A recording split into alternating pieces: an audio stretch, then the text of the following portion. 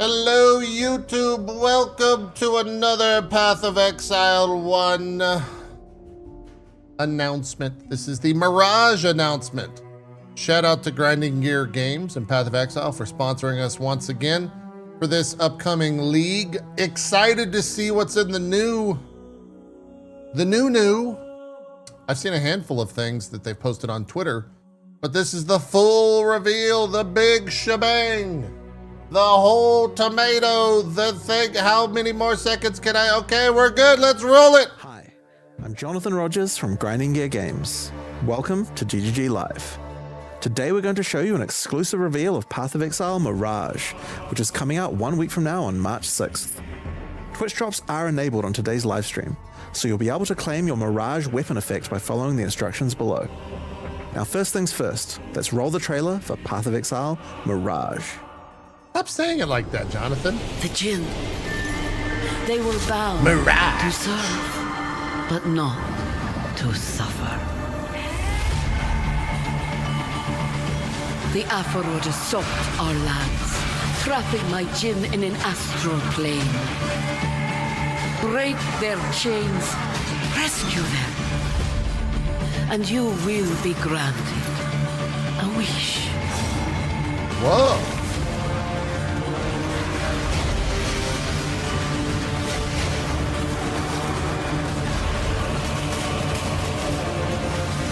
Okay. Log in. An ancient evil yearns for his freedom. We must keep him in the dark.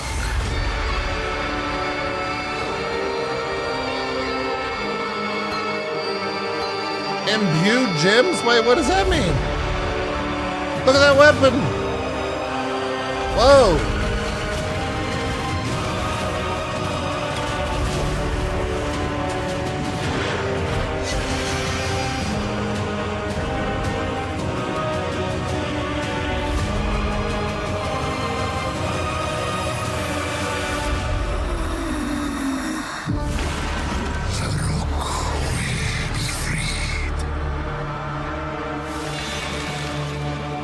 All right, let's get a quick judge on the chat. Log in. We got log in. In today's stream, we'll take you on a deep dive into Path of Exile Mirage, where you'll unravel ancient mysteries, unlock new powerful rewards, ancient mysteries, and become part of the eons-old story of the Winter Sekima. There are also significant endgame changes coming alongside Mirage, including a progression of the endgame storyline, a new endgame atlas system, and as always, new rewards to match. After that, we want to talk about the slew of new Holy Templar skills and supports, as well as an additional ascendancy class option added to the Scion, which some of you may find familiar. Oh. Next, we'll cover our new supporter packs, and then lastly, have a live Q&A session, where Ziggy D will ask Path of Exile game director Mark, as well as game designer Octavian, your questions from Twitch chat. After the live stream, we'll drop the full patch notes at 11 AM NZT or 2 PM PST. So let's get started. I'll hand things over to Mark to introduce the new league. Hi, I'm Mark Roberts, Hi, Game Mark. Director on Path of Exile. In Path of Exile Dang, Mirage, Mark's you'll be looking taking on the good. Aphrodite, a sect of desert-dwelling necromancers who have lingered in the shadows for centuries. They are outcasts of outcasts, with no home or promised land. Yeah. Instead, they seek their sovereignty through darker means. The Aphrodite have captured the souls of Jinn throughout Rayclast. They are killing them, sapping their energies for purposes unknown. You must fight your way past the Aphrodite's necromantic creations to find the captive Jinn. Here, Virashta, an ancient Marikith sorceress, has been doing what she can to protect the Jinn, but she needs your help to free them.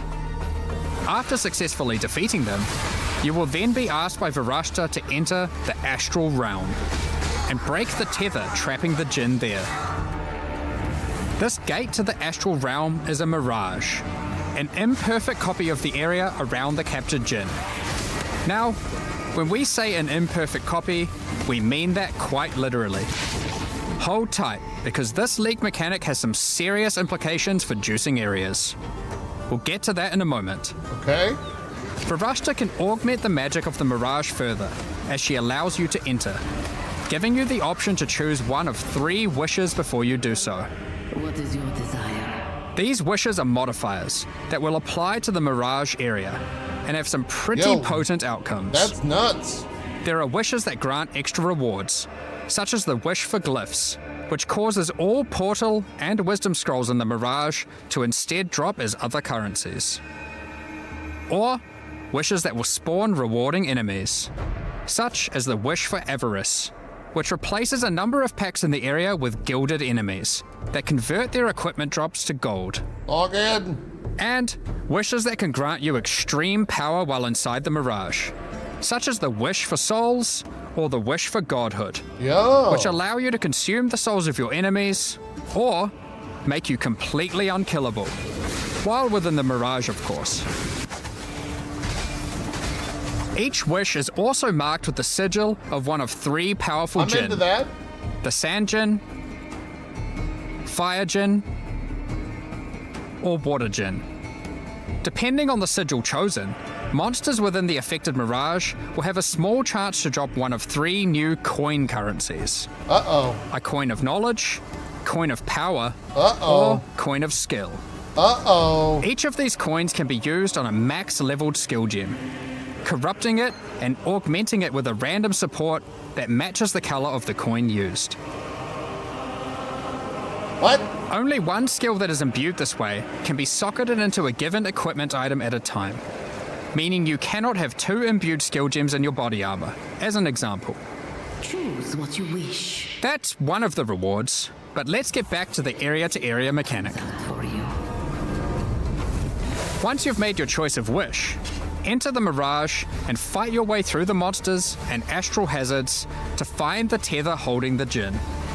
Shatter this chain to free the Jinn, step by step weakening whatever dark plans the Ufarood may have for Rayclast.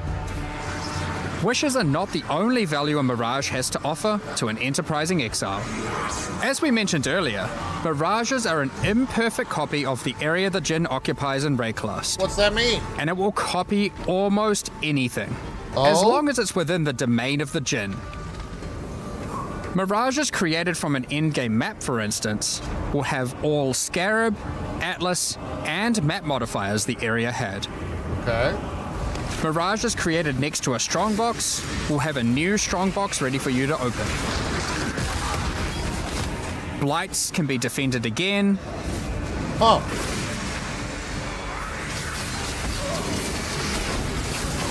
legions fought once more, and so on. Effectively, you get a portion of your map to play a second time, and everything you did to enhance the content of that map applies in the Mirage too. These recreated copies of League mechanics, however, have been warped into reality by the power of the Mirage. And this has some side effects. For one, a recreation may not be perfect. The factions of a Legion may differ from the one the Mirage copied. Oh. Or the variety of strongboxes may change. Oh. More importantly, the mechanic may be empowered, with new threats and rewards that are customized to each mechanic and are only available when doing that mechanic in the Mirage.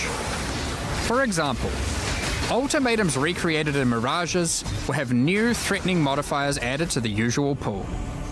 Restless Ground can raise slain enemies to fight again, or Quicksand will grasp at your ankles. As a reward for these new threats, Mirage ultimatums can provide the new Sinistral or Dextral catalysts. Whoa. These catalyze jewelry with increased effect of either prefix or suffix modifiers. As you can imagine, there's a lot of potential here. Another example is that Kalgurin ore recreated in the Mirage has a chance to be replaced by a Thaumaturgic Hourglass, a powerful magical device that your Kalgurin friends can mine in order to obtain vast quantities of Thaumaturgic dust. Blight encounters Damn. recreated in Mirages have one of their lanes replaced by Ufarood enemies, infested with Blight. This lane can reward a new base type, the Cord Belt. What? The implicit of this belt allows it to be anointed, causing it to grant a passive tree notable of your choosing. As a quick note, Imprisoned Jinn will generally be near the content they can empower in the Mirages, so you don't need to worry too much about getting lucky with where your content generates in an area. As the campaign doesn't generally contain too much additional League content for the Mirages to empower, we've gone and added a whole bunch that will force spawn near the Jinn. So your campaign experience will double down on being more action-packed and rewarding. Great. I'm Now, ready. Of course, I'm hyped. if you're Log traveling in. through Mirages, Log encountering the new fuck in. enemies, and slaying them, you can expect to find some new uniques. The Ufarood are not only torturers, but thieves, and have over the centuries stolen away priceless Maraketh artifacts. Such as? Using their powers of rot and disease, they have twisted these items to suit their own purposes. Is that the Void? Flesh Render is one such artifact, an ancient and exquisite Maraketh blade that has been tarnished and befouled. Its rusted and jagged edge is perfect for poisoning and withering your enemies. Okay. Not However, bad. Varashta has in her command the power to restore these once lost Maraketh treasures to their former glory. Acquiring a coin of restoration by slaying monsters in Mirages allows any unique obtained from the Ufarood to be transformed into its Maraketh counterpart, its glorious original form. Flesh Render, for example, transforms into Sky Sunder, the original Maraketh blade that radiates with the glowing heat of the desert sun. When you ignite monsters, Sky Sunder reflects that ignite back to you, which proliferates to nearby enemies in a massive area. If you meddle with the affairs of the Ufarood for too long though, you may draw the ire of the Mirage League's new endgame boss, Suresh of the Weeping Black. Suresh also has a set of powerful, exclusive items. Whoa. Yours for the taking, if you're able to defeat him. That's an insane belt. So that's the Mirage League. Now, to face all the new evils, you might want some righteous skills. Some holy skills. In 328, you'll have access to a slew of new options to bring divine devastation and return the faithless to their rightful graves. We're also introducing some supports to go with them, as well as some new transfigured gems. Let's go over a few examples. With Holy Hammers, you slam the ground to call down a hammer of justice from the sky. If this hits an enemy, an additional Holy Hammer will cascade forwards, which itself can further cascade, and so forth. Expending a power charge when using the skill will call down an additional 2 hammers, which can also cause cascading slams. The more numerous your foes, the more instruments of holy judgment. Kinda like that. Sweep is an old skill. In fact, it is so old that it's one of the very first skills ever implemented in Path of Exile, over 15 years ago. I don't like that. It's been long Log out. overdue for some attention. Log out. With 328, it has been reworked into Holy Sweep. This skill converts some of your physical damage to lightning, with shiny new effects to match. Some enemies struck by the initial sweep will have hammers of light batter them from above.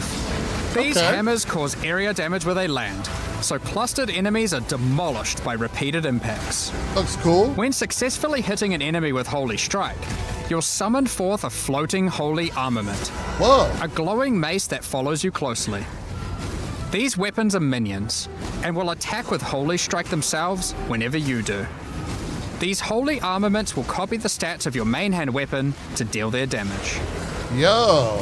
That actually might Stand be good. against your foes with Shield of Light, a If you combo retaliation that with, skill which will allow you to unleash a cone of holy light upon enemies the after holy blocking a pets. hit with your shield. I forget the herald. Herald of Additional purity, cones maybe? of light will also pour forth from your nearby allies when you hit with the skill, allowing you to recruit your holy army to create purging light. Divine Blast emits a beam of holy light from your shield, coalescing into a hovering ball of energy.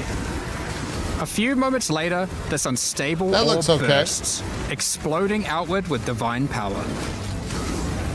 Hallow supports melee attacks, causing them to inflict a new debuff, Hallowing Flame. Hallowing Flame builds up as charges on enemies, getting consumed when attacked. Consuming a stack of Hallowing Flame gives the attack that consumed it a significant amount of extra fire damage. But only those who did not inflict the Hallowing Flame are able to consume it. Wait a Perfect minute. for those of you who enjoy a more supportive playstyle with your army of Holy Sentinels. Or friends, when they're online. We've also added sources of this debuff to a number of other places, such as unique items, cluster jewels, and the Guardian Ascendancy class. Oh. We also have another batch of new transfigured gems, with many of these being variants for gems which previously had none. One example is the Shockwave Totem of Authority, which casts its higher damage dealing Nova at your location instead of its own. You might also enjoy Orb of Storms of Squalls. These storms warp directly to targets when you use lightning skills, and arc lightning upon doing so. This gives you a mobile storm of destruction that follows you as you dive into battle. We'll leave the rest of the transfigured skills for you to comb through in the patch notes. Speaking of the patch notes, as always, we love to shake up the meta. So we've done a bunch of balance adjustments to a few other things as well. Such as a pass on Bloodline classes, expanded the passives available to the Templar section of the passive tree, and various improvements to existing Holy themed skills such as Static Strike,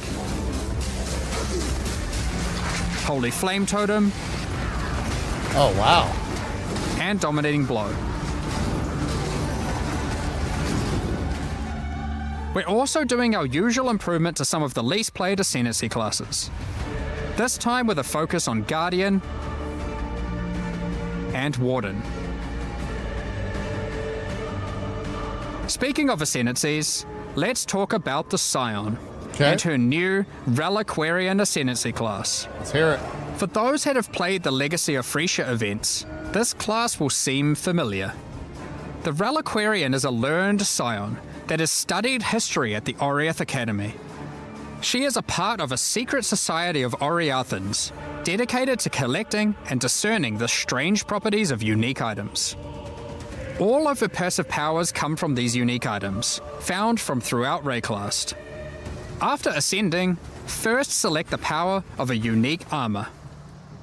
Victario's influence increases the level of all your auras and gives them a much larger area of effect.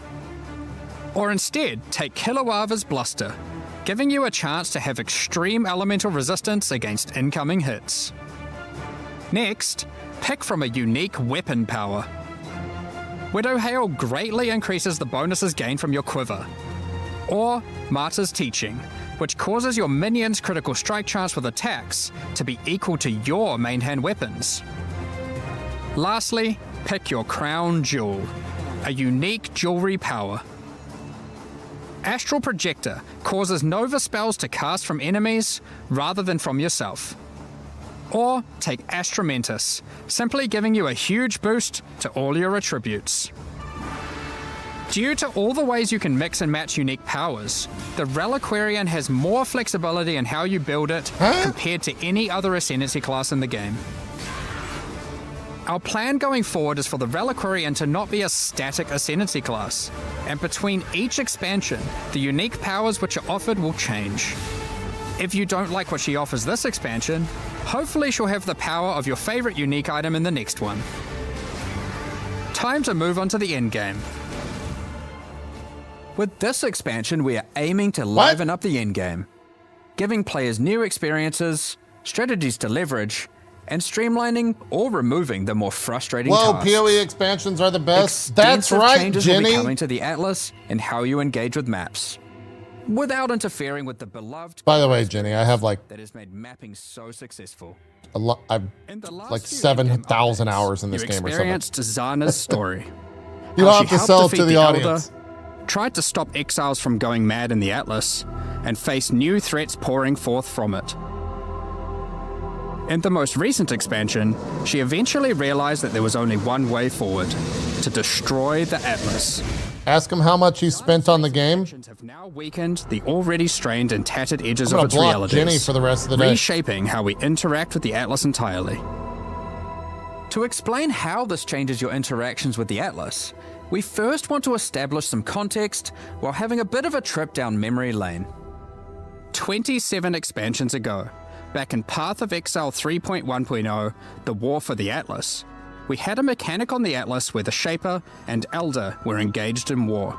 I remember. This manifested as influence regions on the Atlas that affected specific maps. I like that. The ever-changing influence regions made the Atlas feel more like a physically connected space, I agree. rather than just a fancy way of visualizing a checklist of completed maps. Yep.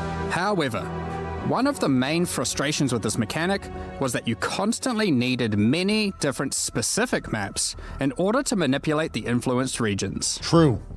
We realized we'd love to again have mechanics that manifest physically on your Atlas, but we'd have to address the issue of always needing those specific maps. The first major change we'll be making to solve this is divorcing map items from specific areas. As an example, What? instead of having a Mesa map, you will now find, say, a Tier 10 map. To open a Mesa map now, just locate and select Mesa on your Atlas, put in your map item, click Activate, and you're good to go.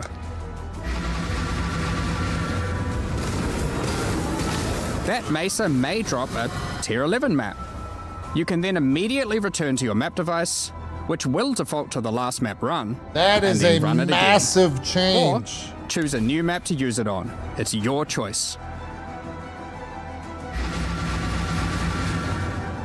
This is one of the many benefits to this change, which is that if you are the type of player who enjoys chaining the same map over and over, or the type of player who prefers to jump around, it is equally easy to do either strategy or even switch between them at a moment's notice. For example, if one day you're farming burial chambers, hoping to eventually get a headhunter from divination cards, and you decide you need a change of rhythm, you can seamlessly swap to your boss farming Atlas I tree think that's and good. spam Mesa for peak boss killing efficiency. Up until now, this would have required having some Mesa maps stashed, setting all your favored maps to Mesa, or doing a whole bunch of trading.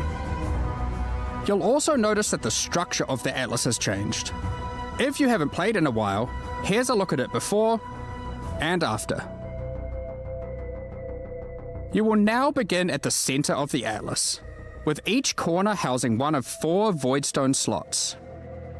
In addition, all content accessed from your map device now exists physically on the Atlas, so you can see everything available in the endgame as you reveal the Fog of War.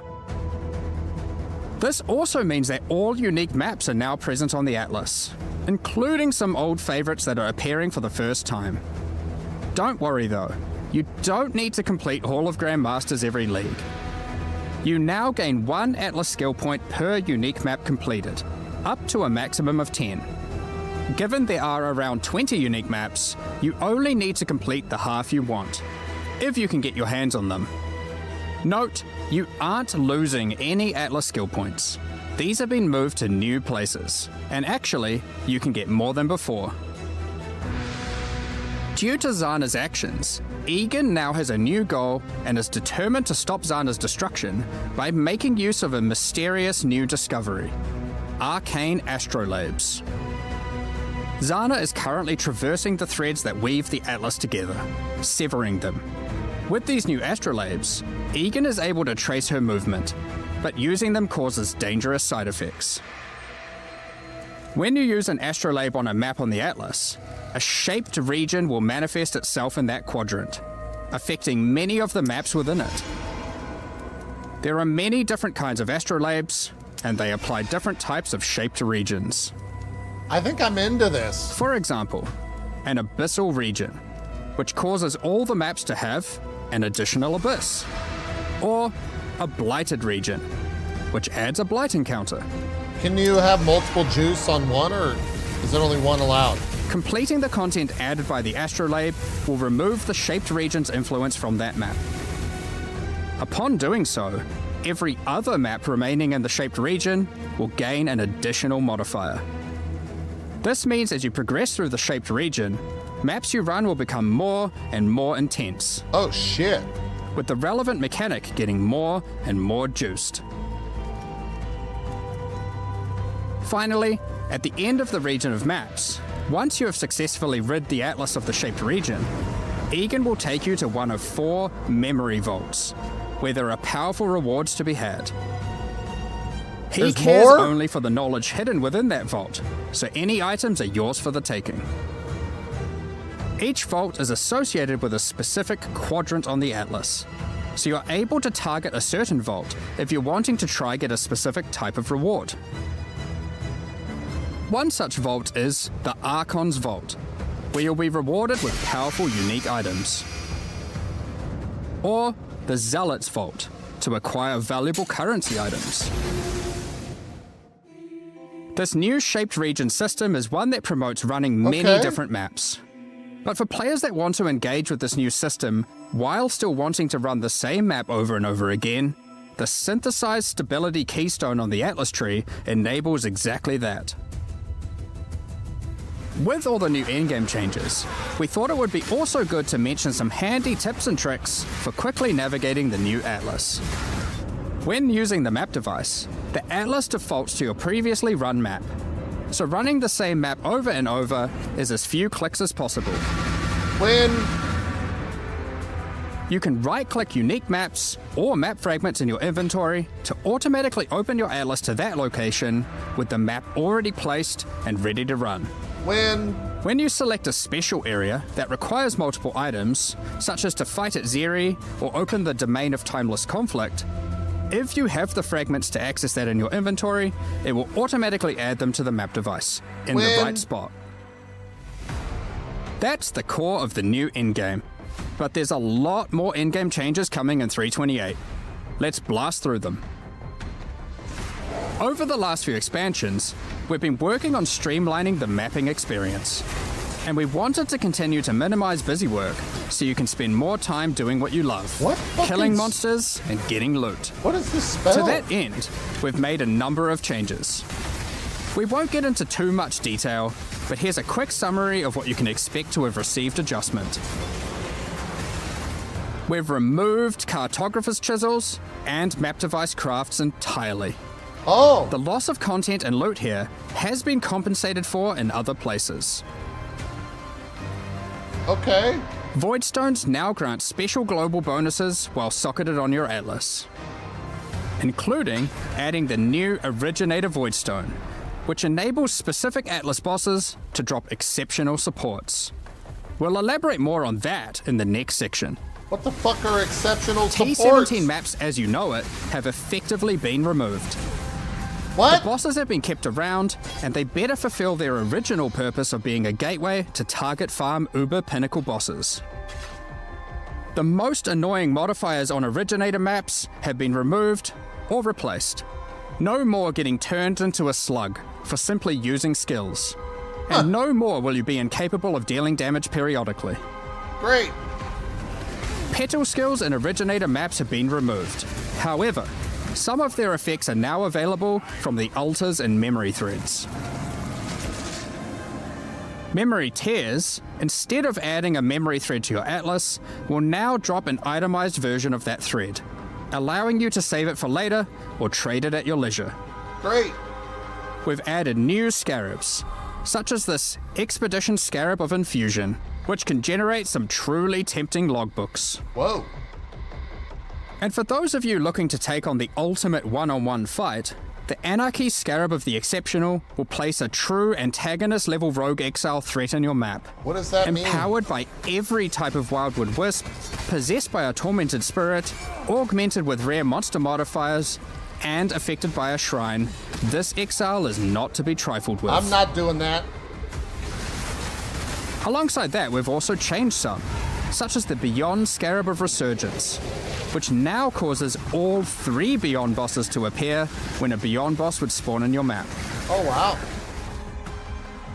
On top of that, we've made improvements to a number of weak Atlas Tree passives, such as Pillage and Plunder, which now grants a chance for items dropped by Syndicate members to have a Fractured Veiled mod. Check out the new The Paths Not Taken keystone, which means your maps on average will drop twice as many divination cards. But which ones can drop will be a mystery. Huh. And last, but not least, we've also made some changes to King's March shipping, such as we've swapped the rewards given by sending ore and crops. I wonder what this new port will send back. Ports will now give more rewards for favoured resources, and you can even re-roll them for gold Whoa! if they're not offering what you're after. Whoa! Specific ports will now reward specific tattoos and rune grafts, making it easier to target the ones you want. Not to mention, the Kalgurans have discovered several new powerful rune grafts for you to get your hands on, such as the Rune Graft of Fury, which causes you to gain rage on using a life flask, and the Rune Graft of Resurgence, which causes Arcane Surge to also grant life regeneration. We mentioned earlier about the Originator Voidstone enabling access to exceptional supports. So let's get into that, as there's a decent amount to cover. What have we done? After defeating the incarnations of Fear, Neglect, and Dread, you will obtain the Originator Voidstone. As mentioned earlier, this Voidstone allows new, exceptional support gems to drop from many bosses across the Atlas. These new supports are an improvement over the old Awakened support system, which is being phased out. Okay. Awakened supports have long been a capstone investment for a character. Yeah. But there's existed a gulf between the more interesting ones, such as Awakened Spell Cascade, which has some additional transformative effect, as opposed to some of the simpler Awakened supports, which just have slightly higher numerical values. True. Exceptional supports will all be transformative, serving as an additional late-game tool to customize your build around, and extending character customization and creation even later into a build's life. Huh. One of the goals here is to provide interesting build choices, even at later levels and deep into the endgame. However, we are certainly not aiming to reduce top-end player power with these changes. Exceptional supports will still be super strong. If used well, they will catapult your character even further than before. So, how many are there, and what exactly do they do?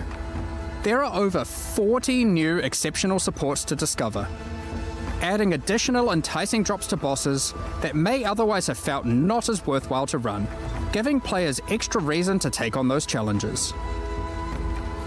For instance, from the King in the Mists, we have the Hex Toad support. Excuse me? This support creates areas of swampy cursed ground, which spawns toads that bounce towards enemies and then explode, dealing chaos damage. Okay. From the Uber Elder, we have the Void Storm support, which causes your raining attacks to create celestial storms of energy that grow over time, detonating as you approach for massive damage. Holly. Defeating the incarnation of Neglect may win you the Frost Mage support. Log in! Similar to That the looks existing sick. Archmage support, you are rewarded for stacking mana to enhance your spells with extraordinary cold damage. We'll tease some more of these before launch, but there will be many, many more for you to discover. Log in! Keepers of the Flame is coming back. However, we do know that many players have issues with the walls in Hive encounters. Yeah. In order to address these concerns, we'll be making a number of changes. Okay. One of the biggest problems is that walls would block your projectiles, meaning that when a hive randomly spawned in your map, it would make it harder to clear. In order to prevent that, walls and hive encounters will now be destroyed by any damage. But we also wanted to make sure we reduce the visual clutter they cause. Hives and their walls are now smaller. To allow players to engage with hive encounters quicker when they do want to help Aelith, we've added a new Atlas passive which drastically increases the detonation area of unstable burrows, causing them to reliably chain react and destroy the majority of remaining walls. For those who don't want to deal with the walls at all, there's now a pair of keystones that allow you to block hive encounters or unstable breaches, if you want. Okay. Now that this is a core league, we don't want you to have to grow your Genesis tree from scratch on every league start. So now, need to go out. each womb gift slot is already usable by default, and access to the Monastery of the Keepers will be gained by finding Aelith starting in Act 6 Mudflats. Okay. Is the tree still OP? Now with Atlas Tree and Scarab support, you can have multiple unstable breach encounters active in a single area, for maximum ruckus. You want to go out? Let's go Speaking of Atlas Tree and Scarab support, we've added plenty. Here are a few examples. The Massing Forces Atlas notable grants a chance to have additional unstable breaches in your maps. out. I like that. I like the breach The Breach stuff. Scarab of the Marshal guarantees a breach boss or high fortress, while the Breach I Scarab like of the that Incensed Swarm replaces all of I Aelith's found that skills stuff fun. with Enrage the Hive, dog increasing the really has to difficulty go outside. and reward from Hive monsters I want in a full all recap. subsequent waves. When I get back. I'll be right back. Graft items will no longer exist, but we've moved several of the graft skills to new exceptional supports, such as the Hiveborn support, which summons an army of breach minions to do your bidding when you use a supported offering skill. And the Foul Grasp support, which calls forth a field of grasping breach hands when you recall brands, exploding for heavy lightning damage when enemies approach them. We're looking forward to seeing how these improvements and additions are received, alongside a lot of what Keepers also has to offer.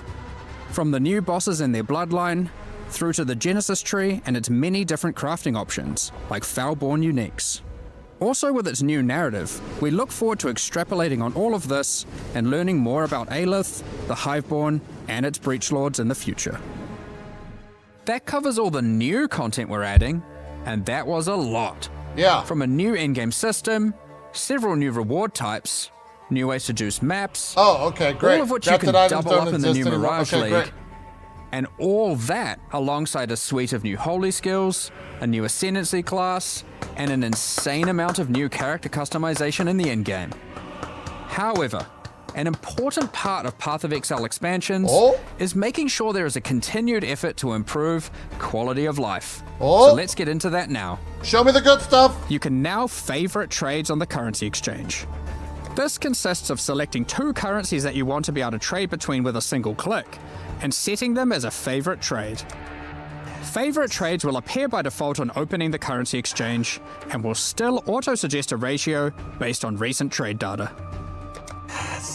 A further improvement to the currency exchange is the ability to open and interact with your stash while you have the exchange window open. Yes. Now, when trading in a full set of divination cards, it will automatically be handed in to become the resultant item.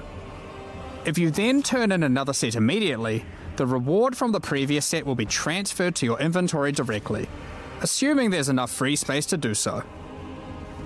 Labyrinth font crafts that previously gave a random transfigured gem now allow you to choose which transfigured gem of that type you'd like to receive. The asynchronous trade item sale history is now hoverable, with full item descriptions of the sold item. When using Divine Orbs, you can now tell exactly which modifiers can be randomized. The ritual icon will now glow if you've got significant unspent tribute in an area and all rituals are complete. And a pop-up will appear after the final ritual completion. Oh my god, thank god. Also on the topic of ritual, you can now quick use vessels on completed rituals. Have you ever tried to click a divine shrine, surrounded by enemies, and find it extremely difficult to click? Well, shrines now take priority over monsters when clicking in an area they overlap.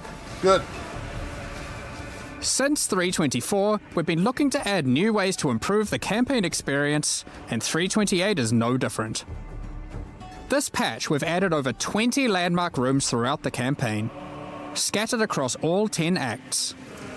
Some of these reward some pretty useful stuff, so keep an eye out for the new and unexpected rooms, side passages, chests, and encounters as you progress throughout Rayclast. Okay.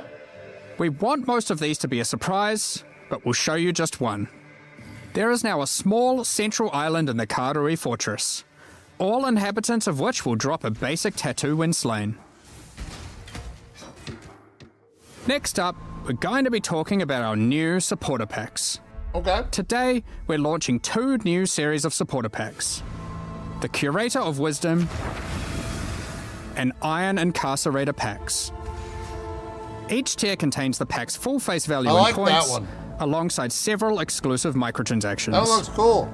As always, the microtransactions in these packs are purely cosmetic and do not affect your character's power or progression in any way. The Curator of Wisdom series of supporter packs contains 7 exclusive microtransactions. The Traveling Wisdom back attachment has all the necessary tools you may require to chronicle your journey, complete with a helpful rat friend.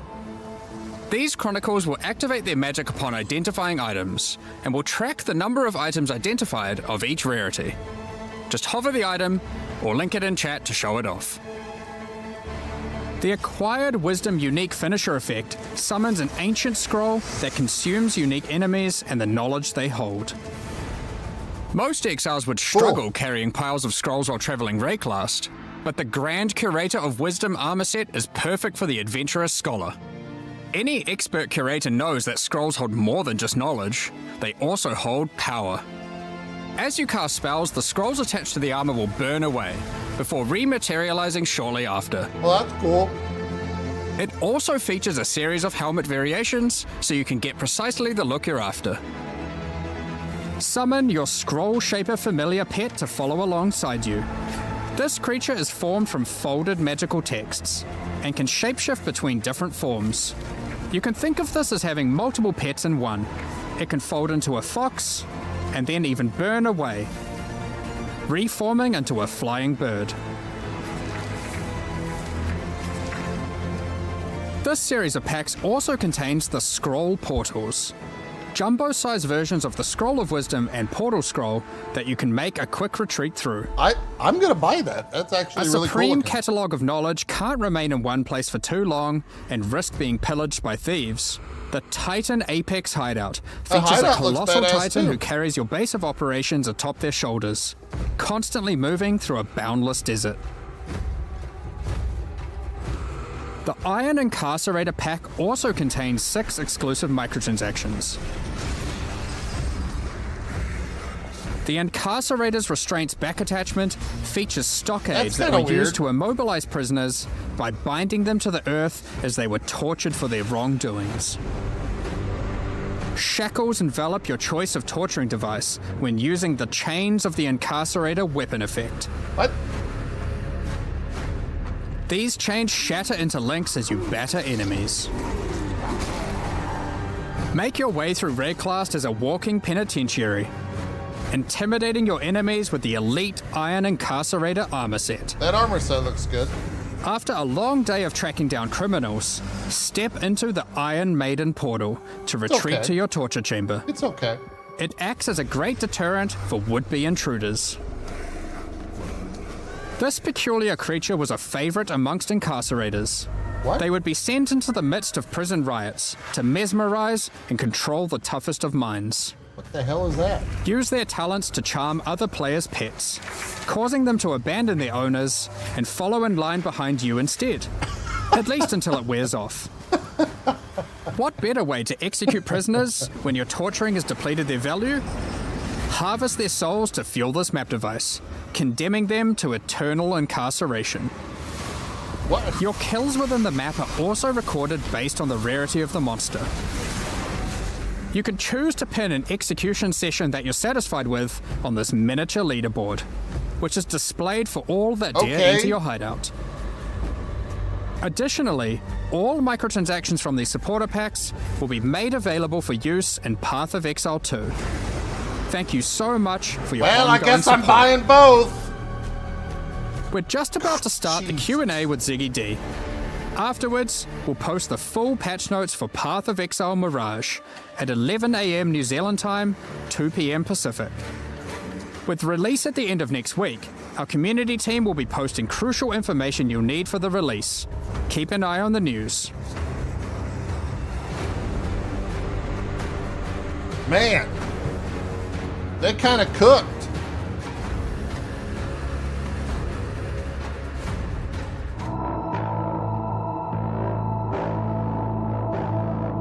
They kind of cooked. Why is everyone spamming ground loot? I don't know what that's about.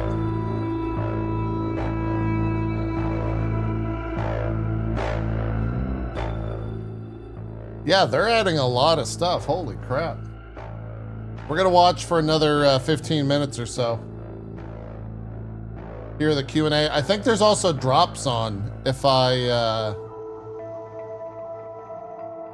read correctly. Let me, you guys should be getting drops. Is that right?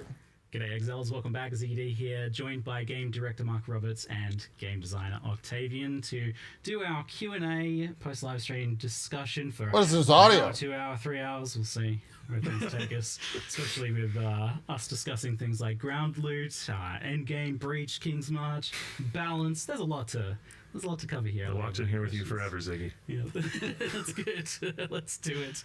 And well, let's start off by just welcoming Octavian here to the show for the first time. Hello.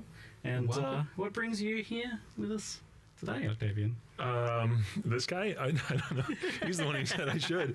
No, I mean, I've been doing Oh, they fixed it. a lot. So we'll get into more details later, probably. But the teams between PoE 1 and PoE 2 have become a little bit more distinctly split as of late. You know, there's definitely still some people who jump back and forth, but myself, I work fully on PoE 1 at the moment. And I've been doing a lot of the design work on, you know, pretty much everything to do with the 328 expansion. You know, it's not just me. I'm working with a number of other designers, but I've had my hands in a lot of it. Yeah, I mean, it represents a Loving these PoE drops. team and resources that it needs to like continue its development and like put out some spicy expansions every 4 months. What a is nice he's trying to do person. now. So it's a pretty exciting thing for PoE 1 fans. I mean, it's a lot to take on for sure. Like, and there's been some growing pains. We had our whole like team was split and merged team, and now we're kind of splitting again, and we're kind of going all over the place. But honestly, what allowed us to do the split this time is Octavian and Andrew, who's not here, but hopefully maybe next time or in the future we were thinking might get a bit too cozy on this couch. might with be two a longer people, but, couch. you know, we'll figure that out. But yeah, with Octavian here, you know, stepping up and seizing So control Octavian and used to be a having streamer, that, like, chat. X Factor design, which is something that I would say Jonathan and I have, and you know, pretty much before I was going back and forth on the game so aggressively, and I was just like, holy, there's so much context switching going on. I didn't feel like I was giving enough time to each product, you know, because I was so spread too thin, as they say, and all this. And so all of a sudden, yeah, with Octavian's, you know, just like, let me do it. And so here's where we are. And it's this real awesome story where now, you know, Path of Exile 1, obviously, you know, you started by Chris, you got Jonathan, you got Eric, and obviously they started the project, they started grinding gear, and they had this, you know, obviously they hadn't played the game before because the game was new, right? And so they're developing it and, you know, release it and all this, and now you've got this thing where it's, you know, with Jonathan's obviously still in the picture, but you got this thing where it's kind of like me with Octavian and Andrew, all three of us coming into the company as players through QA, now getting to this point. And so, like, I mean, a lot of what Octavian's getting is the story I got, and obviously I'm all for that because I got lucky and I'm happy about it and I love my job, and so I'm seeing this happen again. It's exciting, and yeah, it's just it's bloody cool, while also makes things easier for me, you know. I'm like way less stressed about it. I'm way less spread too thin. I get to actually focus on the quality and what we're doing, and I mean, it's just an all-round win. And yeah, first time Octavian here doing these. You'll see a lot more of him, I'm sure, unless something goes catastrophically wrong today. Good luck. Yeah, sure. It's awesome. I'm confident. I'm confident in the content and the expansion. No, it's real good. It's awesome. Yeah, like for sure. Like for if you're looking at a how did I do for my first time kind of thing, like I don't think it could have gone any better, to be honest, you know. And good, it's good, and obviously keen to talk about it and keen to answer all the questions. And yeah, It's kind of awkward. sure, hopefully you are too. Yeah. Yeah, Octavian's been super humble and stuff from what I've been talking to him. Like, yeah, you're doing a good job. This is good content. No, it's a big These are deal. good changes. It's a big deal. It's huge. And yeah, killing tier 17s. What a champion for Path of Exile players everywhere, mate. Good stuff. But I love that you guys have had that like same journey as well. Like and Andrew too as well. Thanks right? for Like, the it's drop. Like players No become problem. QA, become game like designers, become like producers and leads on Path of Exile 1 project now. Like that's it's like the game is in the hands of the players, right? Like Yeah, kinda. Yeah. Yeah. I mean, I still, play every expansion for, not as much time as I did when I streamed the game for a living, when it was my job to play it for 8 to 10 hours a day, but I still probably put in an unhealthy amount of time. I work on the game for 8 hours and then I go home and play the game for like 4, and then I maybe eat something and then go to bed. It's... Why are they all spamming that? It hasn't faded, I had a lot of people when I first joined the company asking me, like, do you not play the game anymore? Is it not fun anymore? Like, do you get sick of it? And no, it has not yet happened. Yeah, fantastic. Well, I'm excited to talk about all the new stuff, but first, I think we definitely need to talk about ground loot. Yeah, the loot. There's not much loot on the ground down here, is there? I don't see anything. Where's the Nothing's loot? making it through my filter right now. This floor is empty. Ground loot is a hot topic discussion right now and has honestly been for a long time in some iteration or another. I remember like as far back as like, I was trying to find where, for me, the idea of where some of these things trace back to. And for me, it was actually like Legion, like farming low tier maps where you're getting that flat additive loot in the map. And so all of a sudden you're not caring so much about what the regular monsters drop. You're just doing your tier 4 glacier to get Legion and stuff like that. But this whole thing is definitely like it's been a tricky topic to break down because a lot of people have various different issues. Some people are like blaming loot tiles. Other people, like myself, for example, think loot tiles are great. They're just kind of like indicative of the difference between what is dropping from regular monsters in a map and what is being given through what I will refer to as loot tiles, but is generally like flat additive systems, something that adds something, a known quantity, something that's going to be, what you're going to be getting to some extent. And I don't necessarily I think those are a great mechanic for various reasons, but they don't necessarily scale with difficulty in the same way as regular content can. They don't have as much of that element of surprise. And I think trying to like really figure out where a lot of this comes down to, like what's the actual issue if you like kind of peek through the curtains a bit. I think it's just that people are getting their loot in ways that feel like it isn't earned, like it's too disconnected from the gameplay, right? Like you've either This is the got, part like, where non-combat JP zones cuts, out. really good things like No. and the Want to give a mappers, shout out to or, GGG loot for tiles, which have that sponsoring kind of, us for this preordained hour. feelings that's not as directly correlated with the content you're doing. So I'm just curious kind of like how you guys are feeling about or tracking with that, just discussion in an overall sense before we dive into some of the specifics. Well, Sorry. there's a couple. Obviously, look, item drops are complicated. This model is complicated. The system is complicated, and it's easy to get lost in the weeds and all that. But honestly, let me simplify it down. Yes, if people don't think it's good enough, it's not good enough.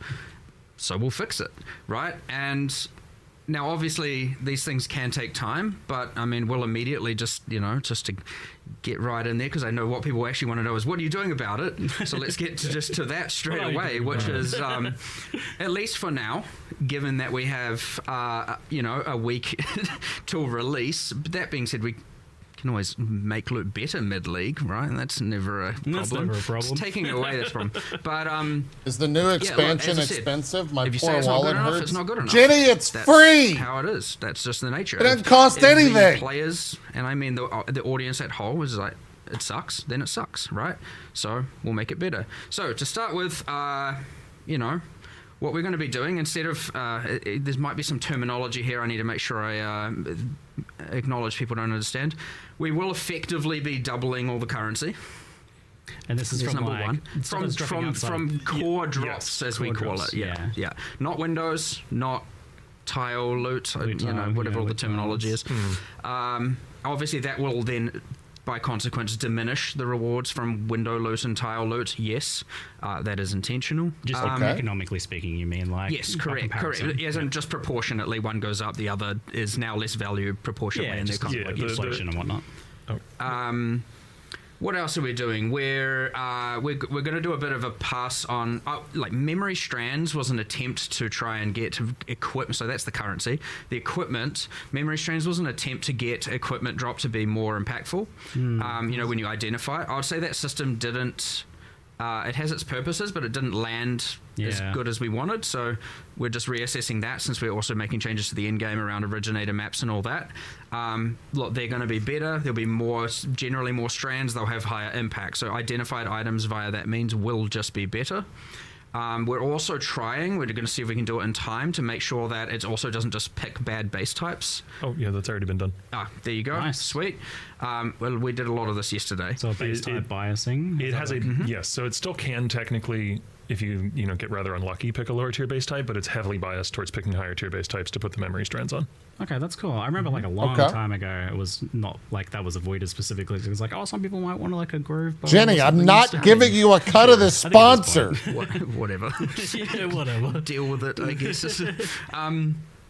Greater good is often the way I to look think at that. that's- And then, look, we're doing some other things. We're going to have ancient orbs, fracturing orbs added to the core drop pools, which should help a little bit for that more kind of mid to higher tier currency. Yeah, those are the.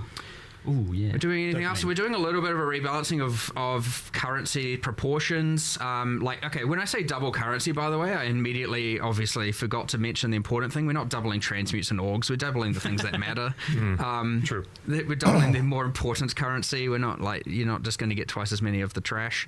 Obviously by Endgame, you don't need the thousands of them that exist already. So, that's the immediate step that we're taking. It's always going to be an ongoing discussion. There's always going to be ebbs and flow to this, always, right? There will be a thing where maybe ground loot is saved, and then a year later we'll be having the exact same discussion with a slightly different twist, and that's fine. That's just how it works. You might even find 6 months from now or something where people are like, bunch of these leagues aren't worth doing because the window loot happens to suck from them or something. These are just how these things go. It's a constant back and forth. It's a constant conversation, and I agree with that. The important thing is just like, there's a problem, fix the problem. Don't freaking. And the thing is about it, and because item drops is so complicated, what you do find, and you find it internally, you get lost in these just crazy philosophical conversations for like hours and hours and hours and hours of talking about why and what did we do in the past that did X, Y, and Z, and it is important to discuss those. But sometimes it's also important to just bulldoze through and just start making changes and start fixing the problem. Now, especially with a week till deployment, like we don't want to sully or have all the content to be ultimately, less appreciated because of the fact that, ground drops suck, which, as I said, agree. We're doing what we can now. We'll hopefully do more later, if that's what's needed. Just keep telling us about it. You know what I mean? But for now, we're going to be doing a bunch of changes because we can this week. We can test them this week. We can make sure that we're happy with them this week. And if we do anything else, we'll let you know. And then, we'll just keep going. And we obviously got changes to King's March, which is obviously window loot. You've got changes to... the new league, I would say, is one that more favors generally things that aren't in Windows. We'll see. I don't know. Hopefully that's a good start, and we'll see where it ends up, I guess. Octavian, you were mentioning to me this idea that there's like a lot of white trash items that are dropping, and something about like that kind of effectively becoming currency was kind of the idea there. Sort Maybe of, in not a way. literally, So like when Mark says doubling the currency that drops, we're not like there is a total amount of weighting in the drop pool, if that makes sense. And we're not adding more weighting to that drop pool. Instead, we are subtracting it from places like, That normal is basic irrelevant. equipment that every single person is hiding on their loot filter. That weighting is now going instead towards currency items. And like Mark said, specifically towards currency items that aren't like transients. There's technically not more items on the floor. It's just more of the garbage has turned into, ideally now, mid and higher tier currency. Yeah, so like once upon a time we had this like massive historic quantity rarity buff removal thing that occurred, and some of the numbers on that were like crazy. It was like, oh, this has 1600% increased quantity. So for the skeptics out there, like my father when I was young, who would say, I'm doubling your pay this week. Double nothing's nothing. Do you think like doubling the currency is something that has like a pretty appreciable impact on like a map to map basis? When like a lot of the time you are kind of just walking out with a couple fragments and a scarab? Double is definitely still double. It's a pretty big deal, There's a difference between like economic changes it's definitely and things that you I feel, agree. It is yeah. definitely different to a like 6% glacial hammer buff or whatever's happened historically.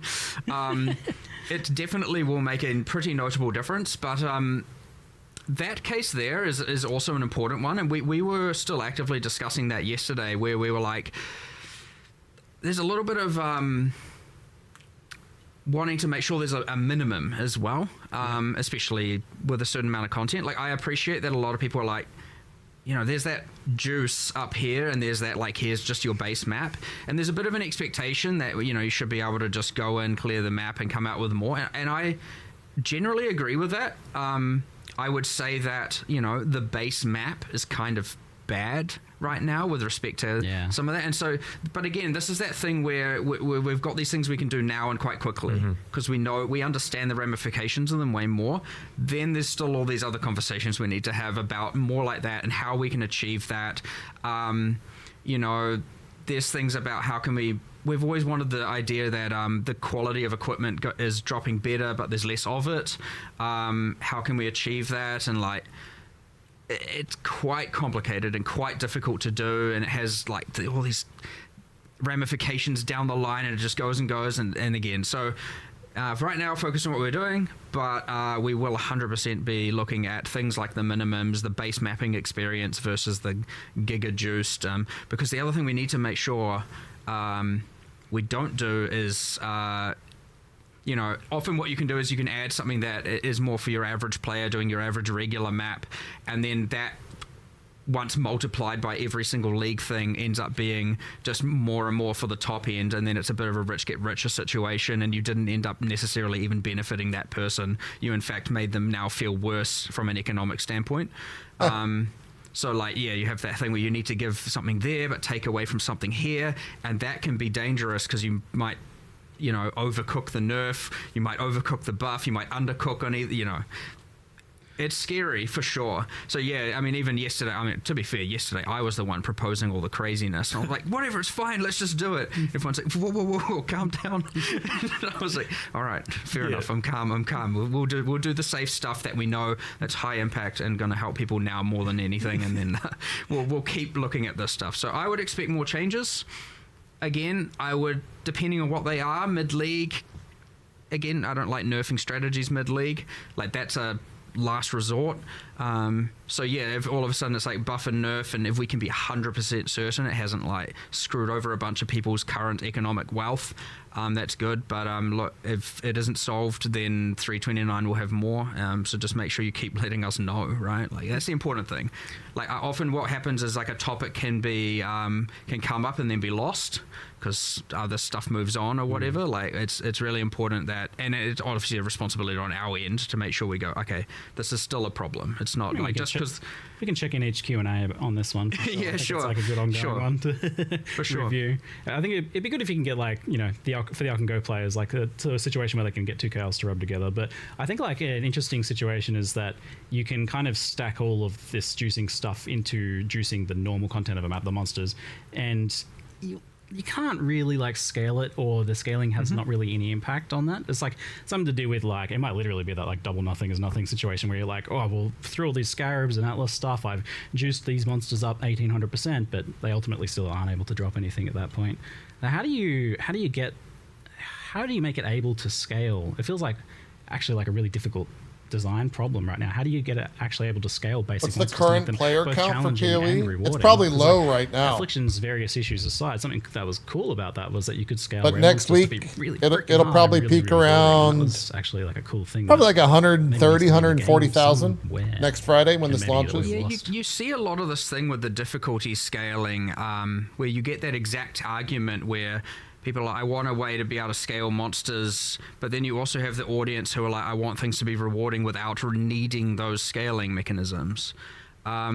Got to have a bit of both, I guess. You do need a bit of both. Yeah, if it hits 200K, that signifies a really good league, and this is actually looking pretty good. The sponsor ended 3 minutes officially. To as many people as possible. Ended 3 minutes ago, or there are many options. This is looking for good. These things, right? Yeah, I wonder if we just need some like chunkier options that do just like we do. You know, yeah, 100%. Base monsters just punch a bit harder. Some like big nodes, big notables on that. Octavian was specifically pushing for this yesterday, and we're in agreement. It's just a matter of coming up with what that is. And the hardest, like, you know, Atlas passives and scarabs and that kind of thing to design are usually the ones that are the most broad. You know, like if you're designing for a particular league mechanic or something, you know what levers and knobs you have to turn. But if you're designing something for the monsters in the map that's a little tougher. And that's not to say there aren't cool designs there. There definitely are, but it is one of those things where like we probably can come up with a bunch of cool stuff by 329, but probably don't have it this is in the next week. like this is like another league situation here. But I wonder if there's like this needs to be keywordified, like some sort of like native monsters. Yeah, we do.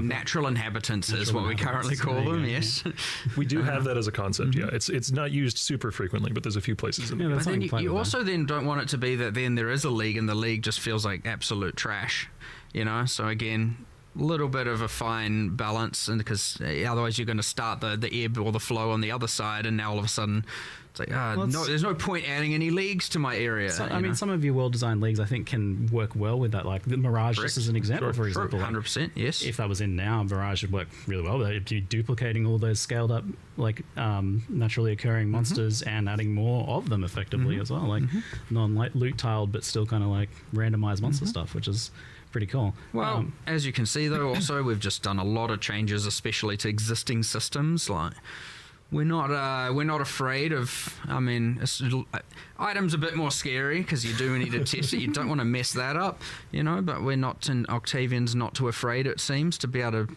suggest the crazy things that we. Bit of fresh blood, bit of vigor for change. That's good.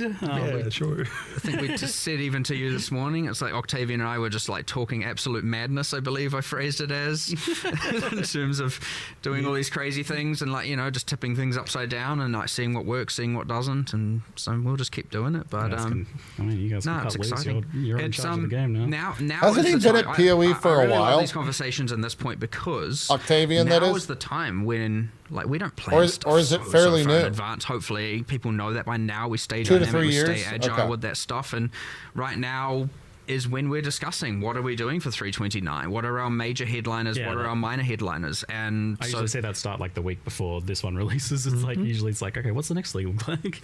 Yeah, and so right now is the thing where we're putting our effectively our list, what are our tier 1 problems, our tier 2 problems, what are the things we want to achieve, not, and so, you know. The hardest part is I've already got some stuff that I really want to do in 329 that I'm really excited about, and I can't talk to you about it. Yes, I know. You guys told me something before the Q&A. I'm like, you can't tell me this right before the Q&A, and I'm not allowed to talk about it. I have to, like, come on. I really want to bring that up. Yeah, but now you have 4 months of prep for the next Q&A. Oh, yeah, I'm ready. But my question's ready for that topic. But wait a while on that one, though. Something that on this ground loot topic that I'm kind of have been sad to see fade away to an extent.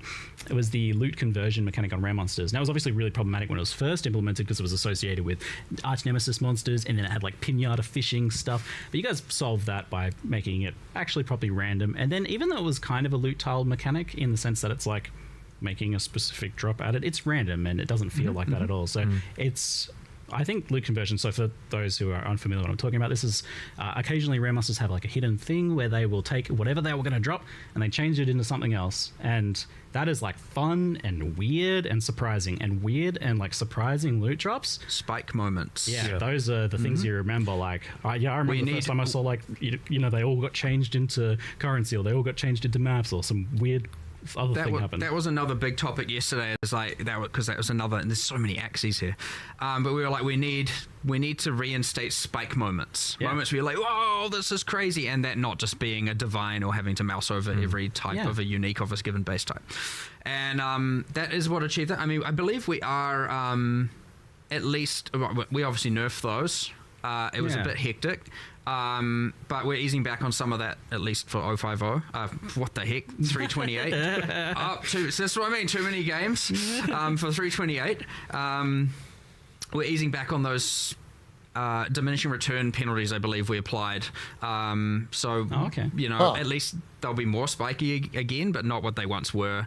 What they were was kind of a bit out of control. That being said, it's important that there are those crazy spike moments, and if there aren't enough, like that might not be enough, then we have to we'll add more. So it's important that there's a variety of them too. You know, like that's the fundamental challenge of a loot-based video game is getting players to, you know, care about the different pixels on their screen, and like this set is more exciting than that set. Oh, yeah. And like that's the trick that as game designers you're trying to play on people, and it's not an easy trick to play. Yeah. And like one small thing, like Mark said earlier, that we are doing for 328 is the ancient orbs and fracturing orbs to the global drop pool, because now there's another shiny tink that might occur in the form of the fracture I like orb. this guy. Yeah, This but guy's we want good. more Gigatinks. Yes, that is certainly not the extent of it. It's You want just the thing where there's like 50 tinks overlapping all at the same time, and your sound channels are like, I don't know how to deal with And this. just like, the unexpected and the weird, that's the thing that I want to really drive home. Is like, I want you guys to come up with like 10 new weird things that rares can drop, because it makes rares like matter again. It makes them interesting again. Like, I'm excited about a rare because it could do something I've never seen before, and that's one of my favorite, like, up to 10,000 hours or whatever. if we design something like that and it's a success and it's like a meaningful new niche in the game, that was one of my favorite things as a player, chasing those weird niches to try and find some, strange corner of the economy that I could leverage. Dude, GGG's so I wanna smart, add more of man. that. Right, yeah. We will. The fact It's that on they the mind for hired a sure. streamer like Hopefully this, by 329 we've it's- got a good set of that. So potentially it's some so more loot good. conversion, Yeah, kind of but weird explosions and stuff. There's kind of things in the meanwhile. You also then, when doing that, don't want to then just make the map boss feel Like valueless. and all it that reenforces stuff. So a little bit everything more I to make sure love we get about right. the 'Cause game Map bosses in a could be weird good place way. for that sort of thing, honestly, like the weird Well, drops like in that. theory, you do it on both. Yeah. Could be distinct Oh, yeah. pools on Do each. it. Who knows? dare you. But then you don't want to create an environment where the map boss is only so rewarding that you just run, kill the map boss, and repeat. Or maybe you do. I don't know. Who knows? Just making everything good. That's the goal. It's all good. We'll get there 100%. I have no lack of confidence in that factor, like for sure. So So you touched on King's March. So there's like King's March is like a big kind of like grouping of the same issue there, where it's like the gambling, the shipments, and the mappers, and those giving some of the most rewarding loot right now. It's just not from combat gameplay ultimately. And this was something I was going to bring up later, but I'll bring it up here now. It makes sense that like I think. I like King's March. A lot of people like the King's March shipments and stuff like that, but I think over time it's definitely started to feel more and more like what I was initially concerned about, which is that it'd be like daily quests, mandatory chores, exactly. chore. Yeah, busy work sort of stuff. For loot that you're not really earning, it's disconnected from your gameplay and that.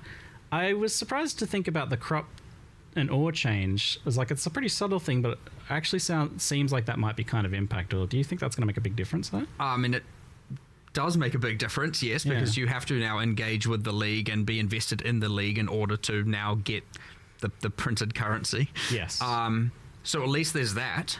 I understand that's, a bit of a currency nerf to everyone, but hey, look, it's window loot, so, we're compensating for that in the rest of the game as well, so, with all the I think different this is leagues. a hit But a lot of people are willing to take. It's yeah. like, because I think for King's March especially, it was something there. It's like, technically it's optional. You don't have to do it, but like everyone is. yeah, it's not So really, obviously it's not really though, is it? optional, right? No. The swap is sort of meant to help address. Yeah. Because, when you could just grow crops, The with mics nothing are all but over the money, place today. then it doesn't really feel not optional, right? optional. Because Yeah, you're making exactly. gold whatever you're doing. So you have gold to give to King's March, and they can just turn that into money for you. Yeah. That was a quote that I picked up from somewhere that I found particularly entertaining. Where it's like someone's like, "Oh, my King's March mappers are getting better currency per map than I do, so I give them all my maps and I farm gold for them." I'm like, "Oh, that's just tragic, isn't it?" It's not really where you want to be. So now what you need to figure out is, does the doubling of currency double the King's March mappers amount of currency? Well, it doesn't currently. No, it doesn't. Well, there you go. That's probably part of the solution there, just kind of accidentally. But yeah, King's March has a pretty extreme love-hate relationship going on with everyone. Like this, Yeah, like it's I very- like it. Honestly, I enjoy logging in and getting my shipments, but it is. I do see the dark patterns there. for sure. Yeah, For sure. The issue there. Hopefully these changes help. There's obviously more we can do in due time, but you also don't want to take away the thing that a lot of people do like, and that's where maybe making it more of an optional thing instead of the actual fake optional that it is right now is honestly the trajectory it needs to go. That way, if you love it, do it. If you don't, and you don't have to feel so penalized or bad about not having it. That's probably the direction to really go ultimately. How that will present itself, TBD, but we'll just have to see how the ore and crop change is actually quite a big deal, and we'll just have to see how that goes. Yeah, so. it's like it seems like it'll have a surprisingly big impact for just a pretty simple thing. It's like, oh, we should have done this in the first place. It's like, yeah. it's funny. It was just a bit backwards, I suppose. And I I'm interested to see how much change the port stuff you've done is, because you've moved around where rewards come from ports, made them more specific, because it was pretty autopilot before. Like, I just used the same port again and again. You just dumped all your crops in one port. There wasn't really much to think about there, but now it seems like you're actually going to maybe be a little bit of strategy there about where you're sending what. Yeah, I mean, we'll see how it plays out. I'm sure players will develop something of a meta. I think one thing that we didn't note as well is that, like, in the live stream footage, is that the what is it called? The quota? Like the port wants a certain resource. resources. Yeah, that has much more of an impact than it once did on the shipment that you'll return, and you can also re-roll that. Yeah, it's hard to see like the impact of that sort of thing. So hopefully, it's like something that's like pretty noticeable, I guess. I mean, that is a system that was intended to promote that you vary up the different ports you send to. Yeah. So hopefully, so like even if we've shuffled stuff around, you're still going to have a non-random meta generally, right? There'll be a certain port that gives you what you want. And there's choice within that, and that's great. But you need live audio is hard. And that's Who what that who system knew? was trying to do. It just wasn't doing it very well. So make it more impactful and keep doing so if we need to. Vaguely similar to this idea of like getting the best loot from non-gameplay was the major boss drops coming more from reliquary keys than the actual boss, and those dropping globally as well. Is that something you're thinking about at all? I feel like a lot of people feel like it circumvents like the point of the boss, and it does. That a lot. It does for sure. We're not doing anything about that right now that I'm aware of. Like but Not in 328, but I actually personally also share this gripe. So Agreed. it is a thing that will be brought up with Andrew and the other designers working on PoE1. So yeah, it's. I also agree. I would like it if every Starforge in the world came from killing Shaper. But we'll see whether we get to that reality or not. Like that's something that other people have strong opinions on as well. And I'm not going to unilaterally say like, yes, we're doing this. Yeah. So is there a reason why like the boss doesn't just drop the keys that give those things or something? Like I guess they would need a bunch of different keys or something. Might be the issue there. You need like a reliquary key of Shaper or something. Yeah, that would necessitate a lot of base items, but that might be fine. We do have a lot of little things like that, don't we? Didn't we do that at some point? I swear. I feel like it. I thought we had. Don't we have the ringing bells or something? bosses like, drop maybe their it was own keys discussed for at their one own point? uniques? Wasn't that the point of that? Just I guess it didn't. I could just be tripping. Well, Valdo maps do work differently to the reliquary keys in that regard. I need to look into this again because I was under the impression that we intended for that to not be the case. Like I thought we had solved this in the past, but like fever dreams and all that. Yeah, I was too like many unsure, changes. but I'm then it like, was like- didn't we solve this like 3 years ago? I'm just like, I swear. Yeah, I was surprised when that question was sent to me. So I was like, I thought you guys The had perils done that, of but continual no. development. I'm gonna go look at that after this because I am convinced that I'm like having mega deja vu here. I swear. I thought that we had reliquary key and then all the boss specific reliquary keys and those gave the boss uniques and the base one doesn't because we didn't want them to give the boss uniques and thus I don't know. That question was sent to me by a juicer, so I was like, I'm gonna take their word from that one and say I don't know. Maybe something slipped up and something went wrong there. I'm gonna go have a look at it after this. Because again, whatever. I'm pretty. The deja vu is real right now. It but will be like, good to reassess the state of I it. don't trust my short-term memory anymore. So, that might be long-term memory at this point. But all good.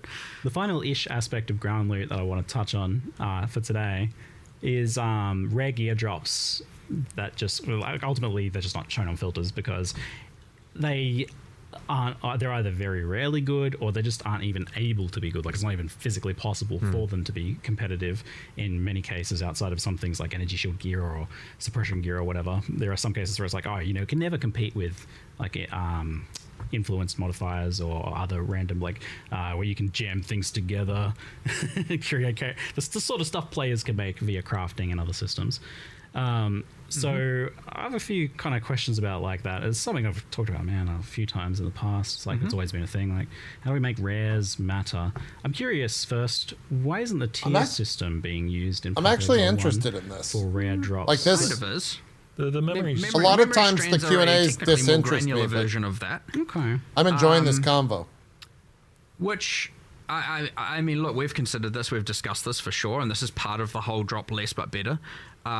It's just it comes with these so many different consequences that we have to then work our way through, and the memory strands was our kind of way of trying to achieve that. And as I said, it didn't hit the mark for sure. And so we're now trying to make it better. But, and I understand that that's like, they're from originator maps, not like game wide, which I don't necessarily mind either, that it's like at the end of the end game is when the stuff starts happening. But yeah, I mean, I'd first like to see if that can hit the mark first. That being said, there is just going to always be that there are crafting systems and drops at odds with one another, and you have so many people who are in favor of one versus the other. That being said, like, we don't want to also just be like flooding the ground. You know how much people can juice. You don't want to just be now just flooding the ground with rare items, and it's just like, oh my god, there's just too much stuff everywhere, and I don't know, like. I was having a fantasy earlier about this. I was like dreaming about it and daydreaming about like, what would it be like if Path of Exile 1 all of a sudden dropped like maybe only a few rares a map, and I was like excited to identify and look at them. It's like, that would be such a crazy change from the amount of stuff that drops right now. I think that game mode is called Ruthless. So maybe. Whoa, man. Whoa, it's your first time in the Q&A, calm down. No. I mean, he's technically right, but we can solve that. But the discrepancy between average map and pinnacle, right? We obviously then have to assess, like, how can you get, if you can get 1,000 times more value out of your map, how do you then not go from 3 to 3,000 items? And we would need to address that, because like quantity is just quantity right now. So there's a lot of like thinking about how that system can translate into that, because like, I mean, at that point, the entire map would have to like kind of understand its value of items already dropped, and then kind of stop. There's something kind of a bit like weird and complicated about it that I don't quite know how to achieve.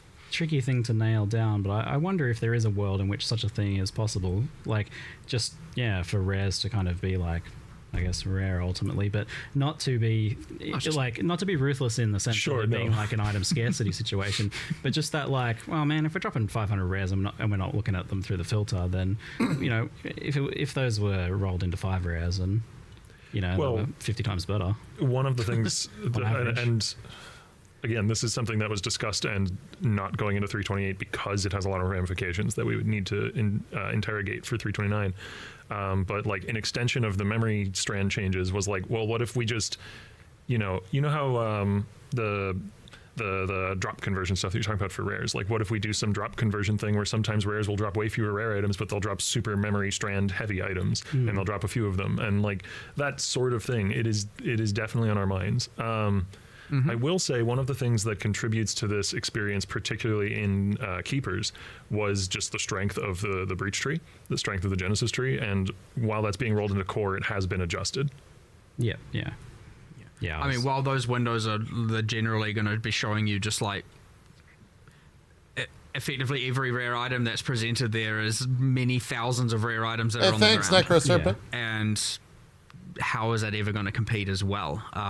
So then even to make the ground items like that, I guess, would be how you compete, and that's what I'm curious to see what that would look again, like. there's like so many problems to solve here, and we'll just keep working through them. It's just, again, I cannot stress how complicated all the item model and everything is, and messing up the economy in any drastic way, be it stuff that we do on accident, sometimes we do try to avoid it as much as possible. And a lot of these things are really hard to come back from if you mess it up. If we just make like, if everyone's just getting like 95th percentile items off the ground and like the first tier 1 map they run, you're like the entire like get itemization of the in-game systems just down the drain. So like if we, that's an extreme. That would assume we mess up bad. Yeah. But that's what knee-jerk reactions result in, right? I believe in you.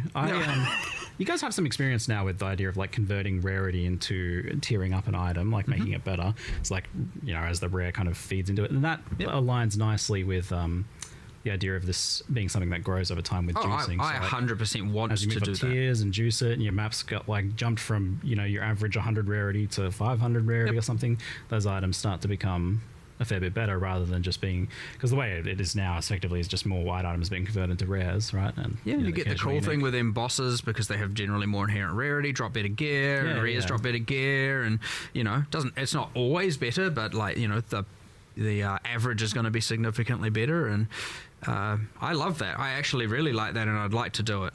So okay, that's good to hear. We'll just keep trying to get there.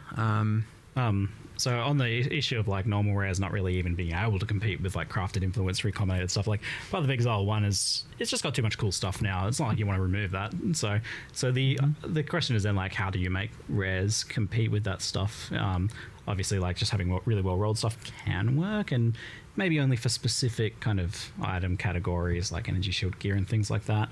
But I am a big fan personally of things like temple modifiers and stuff like that are a little bit weirder. Now that generally belongs in specific content, but I wonder if there's stuff like that you can do. Obviously we're talking about the memory strand kind of making the base matter, and I quite like overqualityed items for that point as well. Is this something you're thinking along these lines of like other things you can do that maybe fit more in general content? Maybe just seeding the idea if nothing else. There is probably stuff. It's kind of hard to think of exact things on the spot. It kind of goes back to your previous comment about trying to make more more meaningful tinks, I guess. Finding more axes to make gear matter in a way that's different from a different piece of gear mattering is like one of the most fundamentally difficult things in designing an item-based game, but it is also one of the most important. The other thing is to not have dropped items be unrecognizable as well, though. You can't get too crazy with them. Yeah. That you want them to still feel relatively fundamental, and then you craft all the crazy. Which are at odds again with one another, right? Those two things, because crazy often can mean power. But yeah, like you don't want to just have every item, you just have to hover and know what are the 8 different things that could be considered. And I understand that the item filter can do a lot of that work, but then there are those not using the item filters and not using different types of item filters, and now there's just this insane complicated web that they might have to deal with. So you still want the ground loot to ultimately feel fundamental, recognizable, and something not overly complicated, and then the skill ceiling is what enables the complication of like the knowledge, what leagues am I doing, how am I interacting with all that. So it's that real difficult spot where you want to find really interesting stuff, but stuff that's also fundamental and feels core and isn't overly complicated, and that's why it's hard.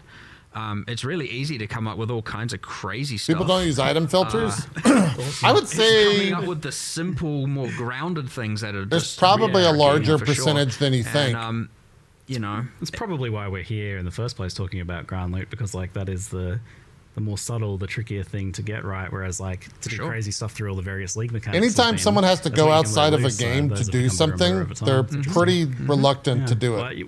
I'm starting to see now, why aren't we talking about the new stuff? Like, perfect, I've done my job excellently. I have exhausted the ground loot topic to the point now where chat is starting to want me to change topics. Yeah, you always start with the... I hit the line that I was pushing for. Excellent. You always start with the... You want to start with the thing that people are of course, feeling 100%. Like, I can't relax and listen to this other stuff until I'm reassured a bit. But yes, would love to talk about it. Very excited. Absolutely. Yeah, excellent. Mirage, the new league that has been showcased and announced here, is a bit of a spicy and interesting one, iterating upon a lot of different concepts and ideas here. It seems like the execution here is really about like a greater than I think we've ever seen, maybe, level of integration with existing content, like synergies between content, to the point where like you're actually making it so that other content in this is doing something unique, which I don't think we've ever done before. So that's one of the things that's been most exciting about it to me. Like, just to spoil one more example, I guess, that we didn't give in the live stream. Cool. The way that it interacts with Delirium, for instance, is you can drop a currency which can be used in a cluster jewel to change the enchantment of that cluster jewel, but it doesn't change what's on the cluster jewel.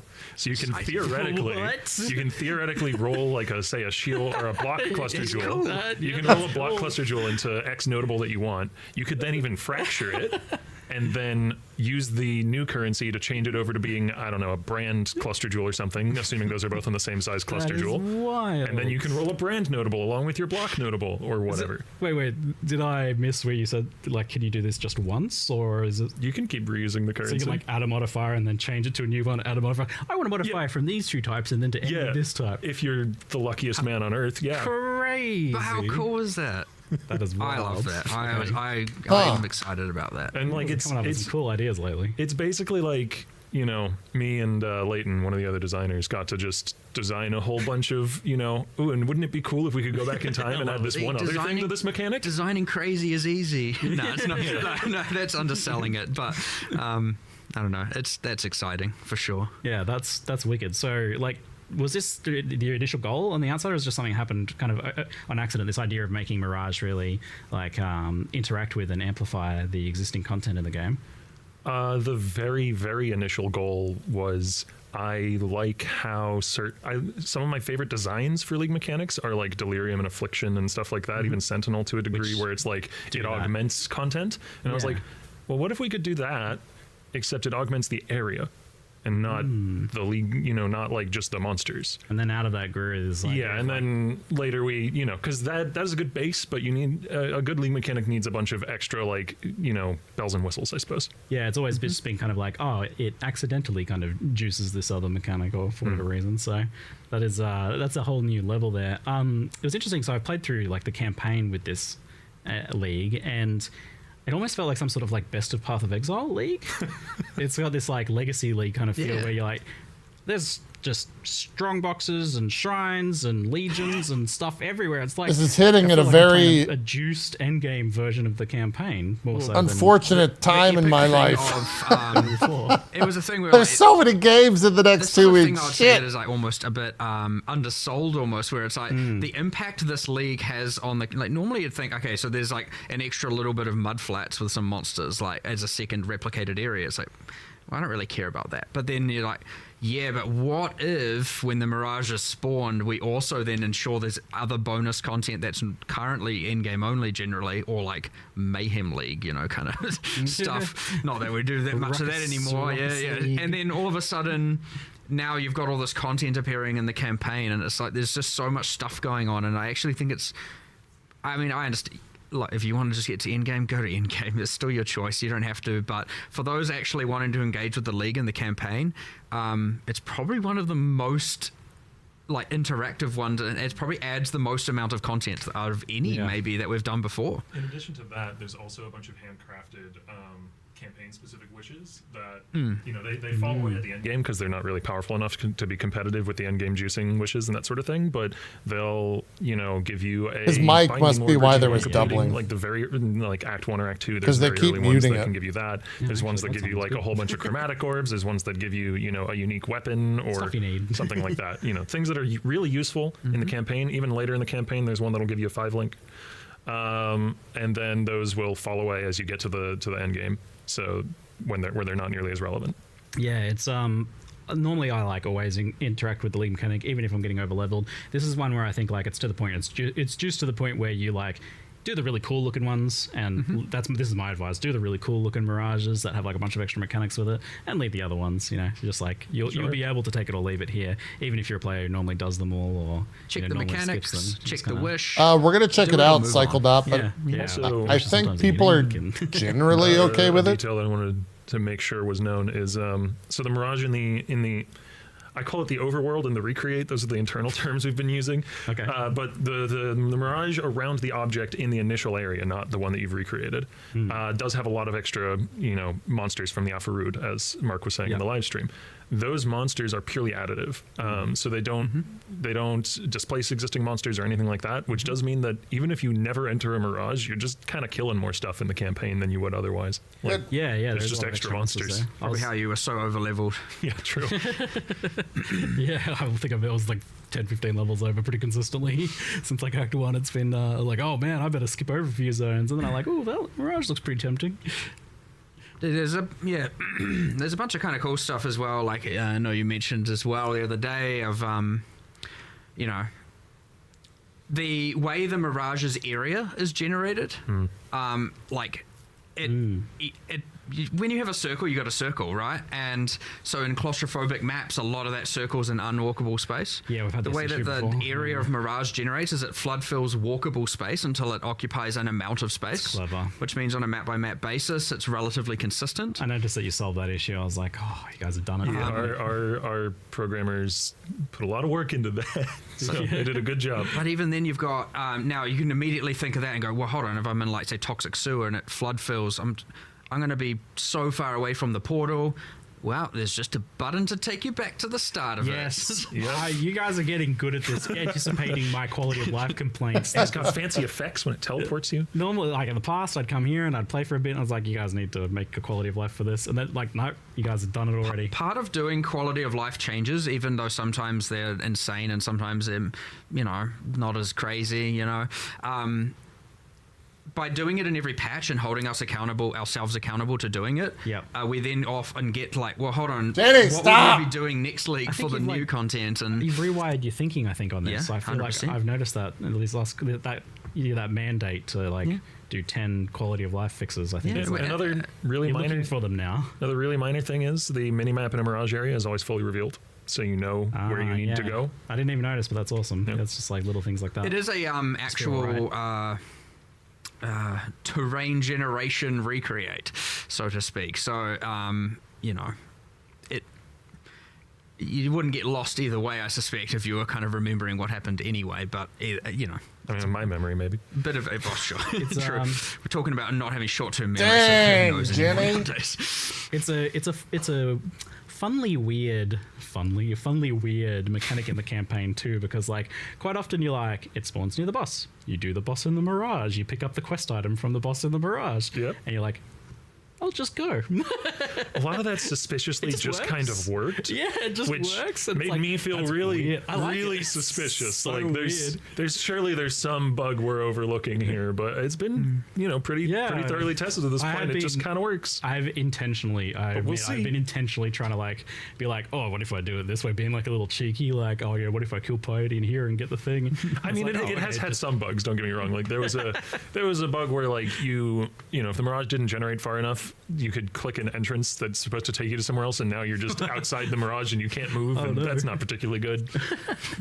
I haven't run into any of those things yet, so you've been polishing out pretty well.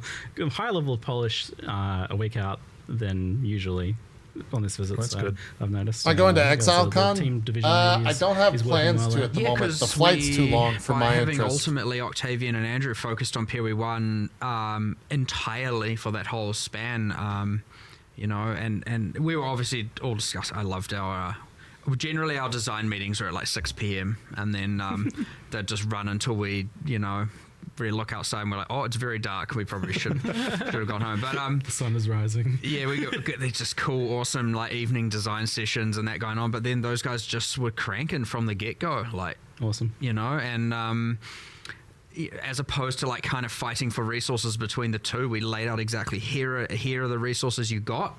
If you need more, just tell us, but like work with that for now, get everyone working straight away. And I mean, obviously it sounds obvious, it's like that's how it should be, but you got the two games especially, it like, can be a bit hard, like where do you go, what happens, gets a bit crazy. So as much as that sounds like, well, obviously it should work that way, it isn't as simple as it often sounds when especially with passion projects, because What's the longest you flight? always, Probably the especially one as a designer, you to. want to work on both things. You want to know what's this cool thing going on over there. I want to be Heathrow part of and that. London. So you have to also be able to kind of separate London yourself to and go, Philadelphia. I'm just going to acknowledge I don't know what's going on, and when I see the live stream for the other game, I'm going to learn a bunch of new stuff. And so That's one of the benefits of it. it is a bit. That's I get true, to go actually. into PoE2 releases with next to no idea. It's like, oh, in cool. blind.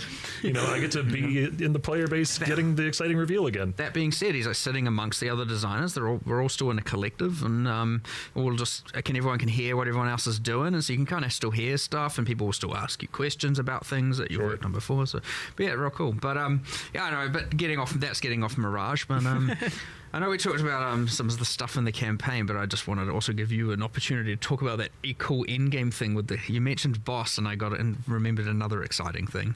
Which endgame thing with the boss? The whole map is a Mirage. Oh yeah, I forgot about that. Wait, what? That is one of the. So it augments league mechanics, but it can also augment a few things that are like technically not league mechanics. Mike! It can augment a map boss. and it will cause it to have some, you know how like when you free an essence monster, there's effects going on, like maybe there's fireballs flying out, so it'll cause it to have effects similar to that, so it's a little more challenging. But the upside is when they drop a map, there's a chance that map is fully miraged, like it's got a mirage in the map that is covering the entire thing, so you get 2 maps for your map instead of 1.3 map for your map, or however much. The reveals keep coming. I don't know about that. There you go. Wild. I was going to ask, like, because you've got this whole, like, it's juicing the other mechanics and it's doubling the other mechanics and it's adding extra monsters to your map. It's like, how do you, like, make sure that the actual league mechanic still feels rewarding there? Like, you guys are going a little nuts there. So you've got Mirage maps. There was adding supports to skills. Oh, yes. Okay, so which I almost forgot about. The Jin coins. Just kind of slip that in there as well. Imbued gems. Yeah, it's interesting. Don't know what to make of that one. At odds with corruption. Just to explain how some of this works. So it corrupts the item is at odds with either +1 level or quality, as gems do. Because adding even a level 1 support and getting the right support is a pretty good amount of power creep. And so it being at odds with corruption allowed it to be that strong. If you could do both, it's a bit excessive. Power a little bit. Yeah. And it isn't fully random. It will look. It takes into account the supports which can support that skill, and it can only roll in those, and also can only roll in the color of the coin. So if you're using a red coin, you get a red support that works for that skill. Yes, you're not going to get like faster casting on a double strike or something. Brutality is a valid support for wild strike, so you could get that, which isn't particularly don't good. Don't use the red one on there, probably. Well, LE damage of the tax is also red and can go on wild strike. Is LE damage of the tax the modern name of Ed West? Yeah. Yes. But regardless, like there are undesirable outcomes, but all of them are technically functional. Okay, all right. And then there's these uniques that you can like clean up as well. You can do one of those restoration YouTube channels, like I found this sword and it's like just a big pile of rust. Let's restore it. You just scrub it down with the Jin coin, get all the rust off. No, it's more magical than that. Yeah, excellent. And I don't know if this was really shown, but there's a lot of like. Is this just the campaign or is it Endgame as well? There's like a lot. There's these like silver Jin caches. How long are these QAs, chat? Do they go longer than an hour? So when you're in a Mirage, there's like there's packs of enemies that are specific to the overworld encounter and packs that are specific to the Mirage encounter. They're actually different monster varieties. And when you're in the Mirage, 1 to when 2 the Mirage hours, enemies really? spawn, they will rarely spawn with a cache, and that cache is just a chest that has pretty good loot generally. Like rare items, maybe currency, maybe div cards. All various things. Sounds wicked juiced. Awesome. Yeah. Putting some. There's so much. I love the amount of like level of detail gone in, and as you were mentioning, it's a league that is multiplying other leagues, and obviously it has its own thing, and even a kind of a cool storyline, and it's grounded, and it's got, obviously a boss, which is awesome as well, but it's got the thing where, how cool is that? Suresh is very cool. Oh, man. How cool is that? Yeah, let's just start the fight. Let me just rip off my head real quick. Let's turn my spine into a star. I don't need this. Who came up with that? I don't want to spoil much of the fight, but a tiny minor spoiler is when you kill him, his head lands and sticks in the ground, and then you can talk to it. And he gives like lore. Obviously. Yeah, it goes without saying. But even then it's it is probably one of the more challenging things. It's just like, okay, it could just multiply damage and life or drops or something. It could just multiply quant or rarity, get it. But it's that labor of love of doing a specific interaction with everything it can. By watching Night of the Seven Kingdoms, I've not watched it yet. No, I've heard good things though. Yeah, that's quite impressive. But it's an undertaking for sure, and I'm really glad you guys did it. Like, yeah. I mean, I would want to do more if I had more time. Mm-hmm. Something I've seen in chat, I'll just kind of like butt in here in between topics, is Trial of the Ancestors, just kind of getting asked about. I had forgotten about it. It's been a while. And I think it was like was this the one that it's coming sometime? We're trying to. Oh, look, it's still on the list. Yeah. It's not on our most recent thoughts. This is a Steam backlog sort of situation. Trial of the Ancestors. Kind of is, yeah. I mean, we're getting more and more of these, I feel like, over time, where stuff we want to improve, enhance, re-add, or whatever. Look, I get it. same answer as last time, pretty much. Like it'll get its day. We just don't know when. It requires more work to re-add than you might think. And it's easy for that to then get in the way of a lot of other stuff that we want to do. And yeah, I get it's just end of the day, value and resources. What the heck is Trial of the Segments? I forgot. I thought that was a PoE 2 thing. I was going to say the well of cool stuff that we want to add to the game is infinitely deep. Yeah, it's good for that. Was Mercenaries one of these ones that was like coming back or something in some way? Like I kind of had. We will do that. We will do that again. I always hate saying when we're going to do stuff because that's, people want a time. What does that mean if there's no time? It's just this nebulous, infinite one day. I don't think I interacted with that like to be mechanic clear on when we intend for something. That's to the come one back where. So yeah, we still want to do it. For a rainy day. It's tattoos were first introduced, right? There's not too many big things that are like still pending that we've done before that we want to re-add. So. I didn't interact with that timing, mechanic but again, much. like, there's been so much growing pains with the different 2 projects and stuff. We're only going to get more efficient at this. We've got more of the staff than ever. We're still hiring. Like we'll get there. If Octavian wants more people, Octavian and Andrew, they want more people on that for PoE 1. We'll hire more. We'll give them the resources they need.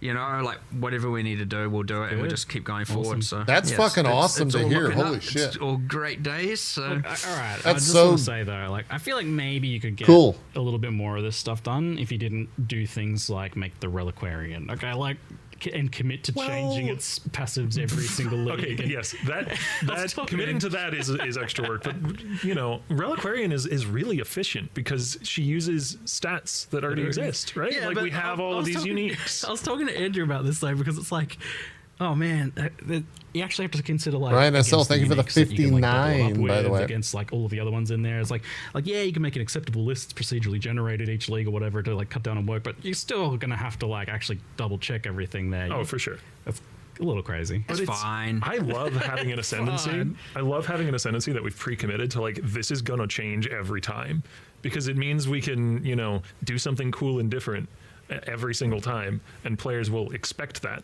going into the next patch, And it's so just to clarify for people as well, this isn't replacing Ascendant. This is this is addition. Scion has a second Ascendant. I gotta get some gum. When did the Scion come out? God, before 18 I was years here. ago, So 13 years or something, probably. Yeah. So 13 years to get its second ascendancy. So 13 years from now, we'll get the third class. We're on par with the rest of the classes. No, it's really cool because. I really like the idea of it changing. I'm also looking forward to the idea of it. Let's say it's really good this league, and then people are like, no, I don't want it to change. And then guess what? It's going to change. And then people are like, ruined. Yeah. It's killed. It's ruined. It is good that you've just laid that down from the beginning for that, I think. It's probably the way to do you just get the cool thing where you're like, no matter what now, technically, every single expansion will have a new ascendancy class in that regard. It's great teaser material. Yeah, true. And it's one of your days done. But also in the same sense, if it does get ruined, as people are like, the next league gets saved, but you can see things where maybe some leagues it's better for certain archetypes, might be better for casters here or attackers here or summoners here or a boss. Yeah, for the Ethereal Crafters, it's going to be a new little puzzle to unpack every league, isn't it? Yeah. Even if nothing else happens with ascendancies. And we often do these things where we're like, okay, this is going to require work every league. Let's just double check we're definitely keen to do that, and it has to pass the cool threshold. And in this case, it's it's cool enough. We're doing it. It's all good. All right. So the other thing on the skills and classes sort of side of things, this time you went for a pretty comprehensive set of new skills, buffs, support gems, even some passive changes to support the Holy Warrior Templar archetype.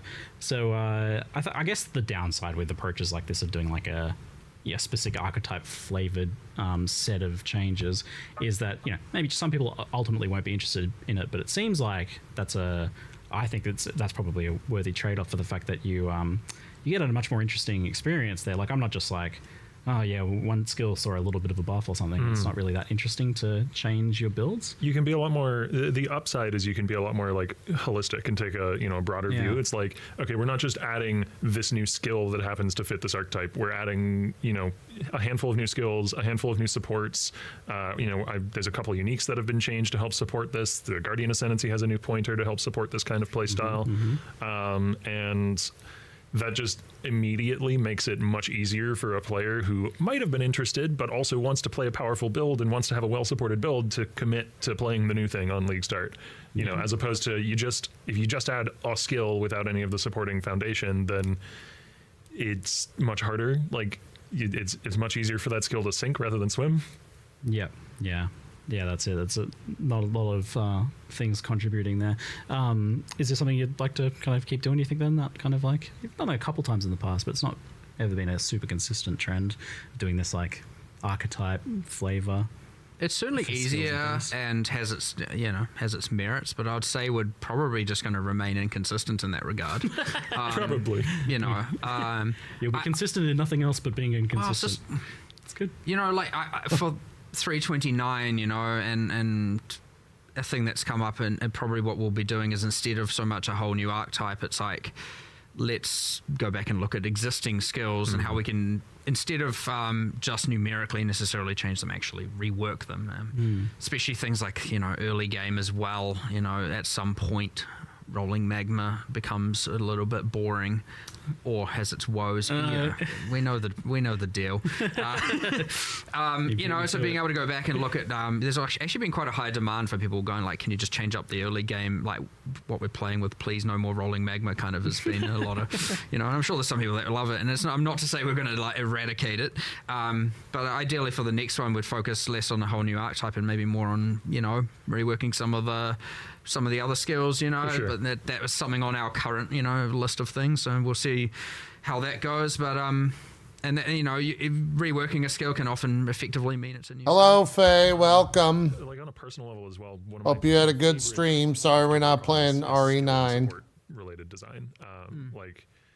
Did you crash at all today, Faye? Is everything good? It's just from me wanting to do it, in an extra few hours after my normal workday or whatever. I also have like no crashes. Nice. That every reasonable active skill eventually gets its own. Tomorrow, Faye. Do you want to start at 1 p.m. Eastern, or do you want to play earlier? I think we haven't really talked about that. Didn't have any transfigured variants before. Maybe there's like one that is on a skill that already had one. Yeah, I was going to ask about that. Like, do you feel like transfigureds are kind of like hitting the mark? They're like a thing that's worth kind of keeping updated. Yeah, you're adding more. And is it likely that like new skills come out with transfigureds right away, or is that fine. In the future? That works for me. When there's a transfigured variant that is interesting enough and also wouldn't detract from the development time of the base skill. Yeah, that was kind of my follow-up. Like if it's a simple twist that is an interesting one, then sure, because I think we did that with one of the wand skills in the last league that get released with a transfigured variant. Yep. But those are still, now they are skills in the game that are a valid active skill. Like the player might choose as their main skill, so they will eventually need to get one. Yeah, and see, like, I guess you could be concerned that like it's eating into skill designs, but it seems like it's almost the opposite, where it's like a dumping ground for the ideas that didn't make it into a skill. You can like, this is just one little idea for a twist on this skill. It can't really be a whole new skill, so it's the perfect place for it, right? Yeah, it's also just I can't like stop myself from having a cool idea and being like, I want to do, I want to do holy hammers, but it's a big fist or something. I don't know. Sometimes you do need to stop yourself from having a cool idea. Sometimes, but generally speaking. All right. On the kind of like more balance and skill design, hand casting and channeled skills are kind of just like a rough area I just want to mention or bring up. Is it something that you're like thinking about or still kind of like tracking? I think it's maybe something we talked about a little bit in the past.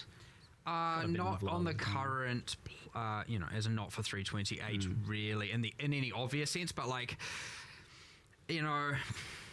not to say there isn't something with exceptional supports that might come to, especially stuff we haven't even necessarily thought of, and this obviously when we add so much stuff, there's so much unintentional usage, but like, I understand it needs maybe a bit more of a fundamental. Yeah, I'm going to check out Marathon for a little while. Again.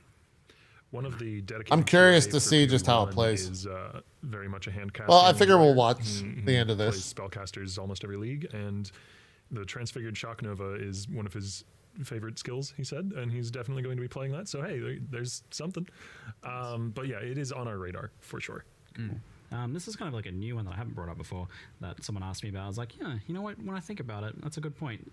Cold skills, especially spells mainly, seem to be in a weird place where, like, I try to think of cold spells and I can only think of skills that have been nerfed or like were once great but aren't anymore. I think of like Winter Orb, Ice Hat. I think of like Ice Spear back in the day. I think of Cold Dot stuff. Like, yeah, there's a couple in there that are okay, but it does seem like Cold Dot's all right. Cold spells are. It's nice, JP. I played for 30 minutes, and I really wish it was single player. I really like the atmosphere and Well, I wouldn't environment. necessarily disagree with you.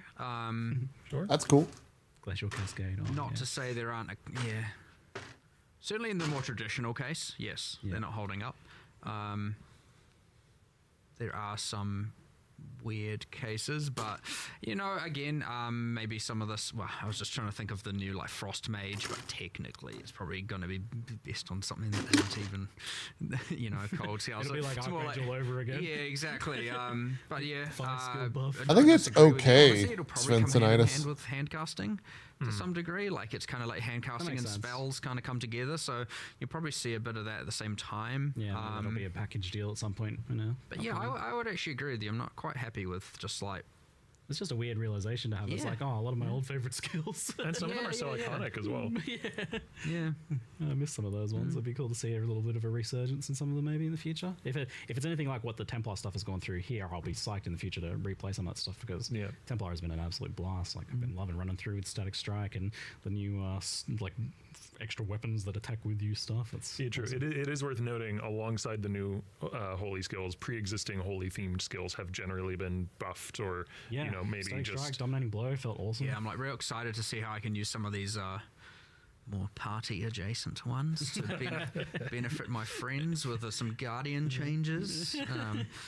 Unless the Reliquarians are all good at being a support character, I don't know. I might have to see Might be which some potential one. in there. You'll have to see. And, have to you know. see. I honestly And then you'll have to don't deal with know. that getting changed next league, of course. Yeah. Yeah. Well, or I can make it not. No. It's good for support characters. Sorry, it's not changing next league now. I've decided. Nerf Mark's build. I maybe feel a little bad for content creators who are like making a build guide on Reliquarian, and only a little bad. every You don't one of want those one build anymore, it's guides fine. has an expiration date built in. Yeah. Yeah, you have to put an expiry date in the comments. Best before. You might still be able to eat it after, but it's a gamble. That's funny. I did have a question about this later, but it's reached the chant levels in chat. Harbingers. I was going to ask about some quality of life stuff later, but we'll slip it in here first. Do you Just want the Harbingers good being news or mentioned. the bad news? Oh, bad news, please. I love bad Bad news is, it's gone for now. What's gone? Harbinger is gone for now. Excuse me, elaborate. Yeah, we're just That may be good news for some. I understand that's like, look, the issue. Just Can't complain about it now. Band-Aid gone. Look, and I understand that will probably crush a decent amount of people. But People there's are a not lot of, super into that. It's a shadow floating with some blue, and Yeah, I know you're not a they're fan really of blue cool. aliens, are you? Well, for sure, but we want to do more. We want to do it better, and there's this unfortunate thing where often, or especially with a way we have to kind of develop things now. It's kind of has to go so it can come back better. Is effectively what we're getting to here. That makes and sense.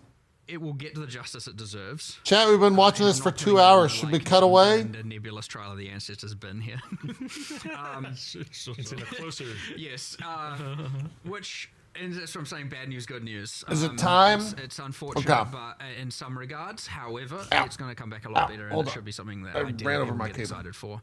We were going to be way more mysterious with it, and actually have the patch notes and actually we are doing. It's that in over the soon, text just and stick it people are out. trying Is to it like, over what soon? does this mean? But immersively, effectively, the Harbingers have gained the knowledge. It they could want. go another They're hour. leaving That's what I'm saying. It could go another hour. Going to come back, and you will. All right, look, we'll poll it rather than have chat. Spoiling what's going to happen. As we mentioned earlier, Ancient and Fracturing Orbs are in the core drop pool. Harbinger Uniques are also in the core drop pool. The upgraded Harbinger Uniques are in the drop pool. Core cool. drop pool. Yeah, 1 mana. Give me as much as we can. But yeah, look, sometimes these things just have to happen this way. Yeah. It always sucks because we're just like, damn. Also, an adjacent question that I imagine will come up: Horizon Orbs, with the way the new map items work, are they don't do a thing, but they would have done a thing on Shaper Guardians and such, because Shaper Guardians are still an individual key to an individual area. Okay. So now Blessed Orbs will reroll your Shaper Guardians. There you go. So Nice you still have that capability. Hey. Oh, Blessed Orbs getting a bit more love. Yep. Ollie. My baby. So yeah, no, yeah, yeah, but it's kind of sad, but it'll have an No, over. Do you want to go out? I agree. Okay, This the is dog's- great news. That's how- Dog's gonna go out. When I get back, Floating we'll guys that drop stop. Pocket lint. I don't know why people like them so but much. the loss- A lot of We'll the, keep you entertained loss while I aversion. Your effects don't even work on them sometimes. They're weird little creatures. Like Well, some it is builds probably just one, don't quite work it's on one them. of the most abstract things we've done for sure. Weird little like creatures. conceptually. I want to see what a modern take on it is, because Well, like and also a more grounded in gothic. Like, you know, like, again, imagine being able to do the actual art style justice and to do bosses, have bosses that aren't just big portal, Is it more Harbinger? big portal thing, you know? And the boss was a portal. the boss was a portal. Yes. Look, good future there. We will do it right. Look, let's be real. It was half baked. And it needs to be Yes. done better. So It was definitely a little bit. yeah, I know. From an earlier There was always time. going to be that bad. I was going to be. The patch note was going to be way more ominous, but nonetheless, there's a band-aid to be ripped off. But I am glad and impressed that you again, we have to Just be rip the we have to Band-Aid be from that one. brave enough to do some of these things for sure. It is important, and again, it just means only better things for the future to come in PoE1. So. All right. Okay. Yeah. Well, that answers the Harbinger question, which the question that chat was probably driving at was like, could you make the splitters stack better? It's like, let me just solve that problem for you. Fine, no more splinters for you. I was like, it's gone. You're like, wait, what's gone? No Disneyland. That's it. We're turning around. Bam. Yeah, it is what look. My classic response is deal with it. I guess is the answer. Yeah, But, that's been dealt with thoroughly. Excellent. Yeah. Okay, all right. On to my next topic, which was Breach and the implementation for core for that. So you showed walls being destroyed by damage, which seems like honestly would solve 99% of problems, because like your damage typically is just killing everything. So I imagine the walls Sure. just get deleted. But you know, will they sometimes block movement skills or something like that, or is it like what's the idea here? Why do you want to keep them? Why are the walls a thing? I'm sure some people are like, why don't they just delete them? Look, it's important to have different encounters that have different feels and different things going on, and it does achieve, I wouldn't say it's overly complicated, but it does achieve a relatively unique vibe. And the important thing is when a league goes core, especially, is that there is choice into what type of content you want to do. There are people that like it. There are, right? And that's fine. And you know, there are now many tools if you don't want to. You can deal with it by either making it easier or making it something you don't mind. Or on the other hand, We'll you swap can turn out it at the end off of the if you just question. like get that out of there. But honestly, also, it shouldn't be bad. So Intrusive is the word I would use. Like Yes. we want it to feel meaningfully different in terms of how you engage with the mechanic, but we also don't want it to be intrusive and unpleasant. So you know, we've like shrunk the encounters, shrunk the walls. They destroy when you're damaged, or they destroy when they're damaged, rather.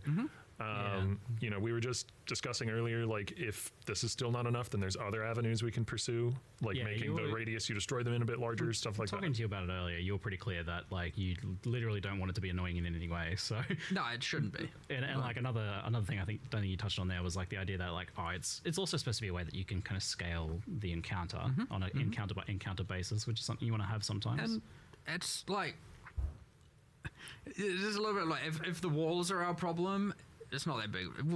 That's fixable. One sec. That's actually kind of easy to fix. Yeah. Now we probably should have done that mid-league. Fair. Whoops. Do you think that'll be happening? Do you think that'll be happening? Because that was another question I saw people like. Do you think you guys will have more ability to do stuff after kind of like the Had to first change 2 the weeks mic real quick. of the league now moving forwards with the way the teams are structured now? Like, obviously, you have to work on the new content at a certain point, and that starts almost immediately. But what do you reckon? Yeah, it kind of depends. Look, our main goal once a league comes out is to solve problems, and we generally try and make sure that's the case. But yeah, generally then it's like, do you want to upgrade the league with new content versus make the next expansion? And that gets pretty hard to allocate resources between. I don't think the new content thing is probably worthwhile ultimately, but just the continued problem solving, I guess. Definitely have more resources for solving issues. Great. That is 100% That's the main case. thing ultimately, I think. Yeah. But yeah, like the keepers thing, it's like, okay, the walls, if there's still a problem, just tell us, we'll just keep fixing it. We can test as much as we can test, but obviously people have different levels of what's acceptable and what's not. We try and think of all these, but like, look, we've made a whole bunch of changes. It's going in. Tell us how you feel afterwards, and we'll just address it if it's still a problem. Like that's the actual straightforward solution.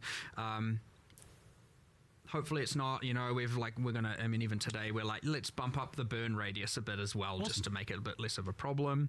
They're now damageable, they're now smaller, hives are now smaller, the walls are smaller as well. Oh, he's okay. And again, you can turn them off. I just clued into what he's talking about. Breaches, of which now it's an Atlas tree, you can have many of them, and you can have multiple active at this? once. I was going to ask about that, Breach had before. That's an old Breach thing. You'd have like a bunch of I need to get the shirt off my stream. That is a Or thing off my now, that's desk. possible? Yep.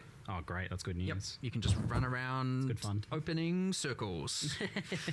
So obviously there's a way of like kind of being like, oh yeah, I want to see just the circle. All right, I'm pulling away. Like that there. Is that Yeah, right? well, Whoa. the whole goal was to keep that. I'm pulling away. Chad, if you want to keep watching, I will link it in chat. Only have the wall encounters. No one. If you're watching on YouTube, I'm sure they will have it up on YouTube as well. But Breach for what Breach was. we will stop the video and the stream there. If you guys do want to check out Path of Exile, use the link. You can find it on twitch.tv/MeJP if you just scroll, or I think you just ! Mirage in the chat. Shout out to Grinding Gear Games once again for sponsoring us. And we're going to probably go check out some Marathon. Maybe I'll stream. I should probably stream that on YouTube.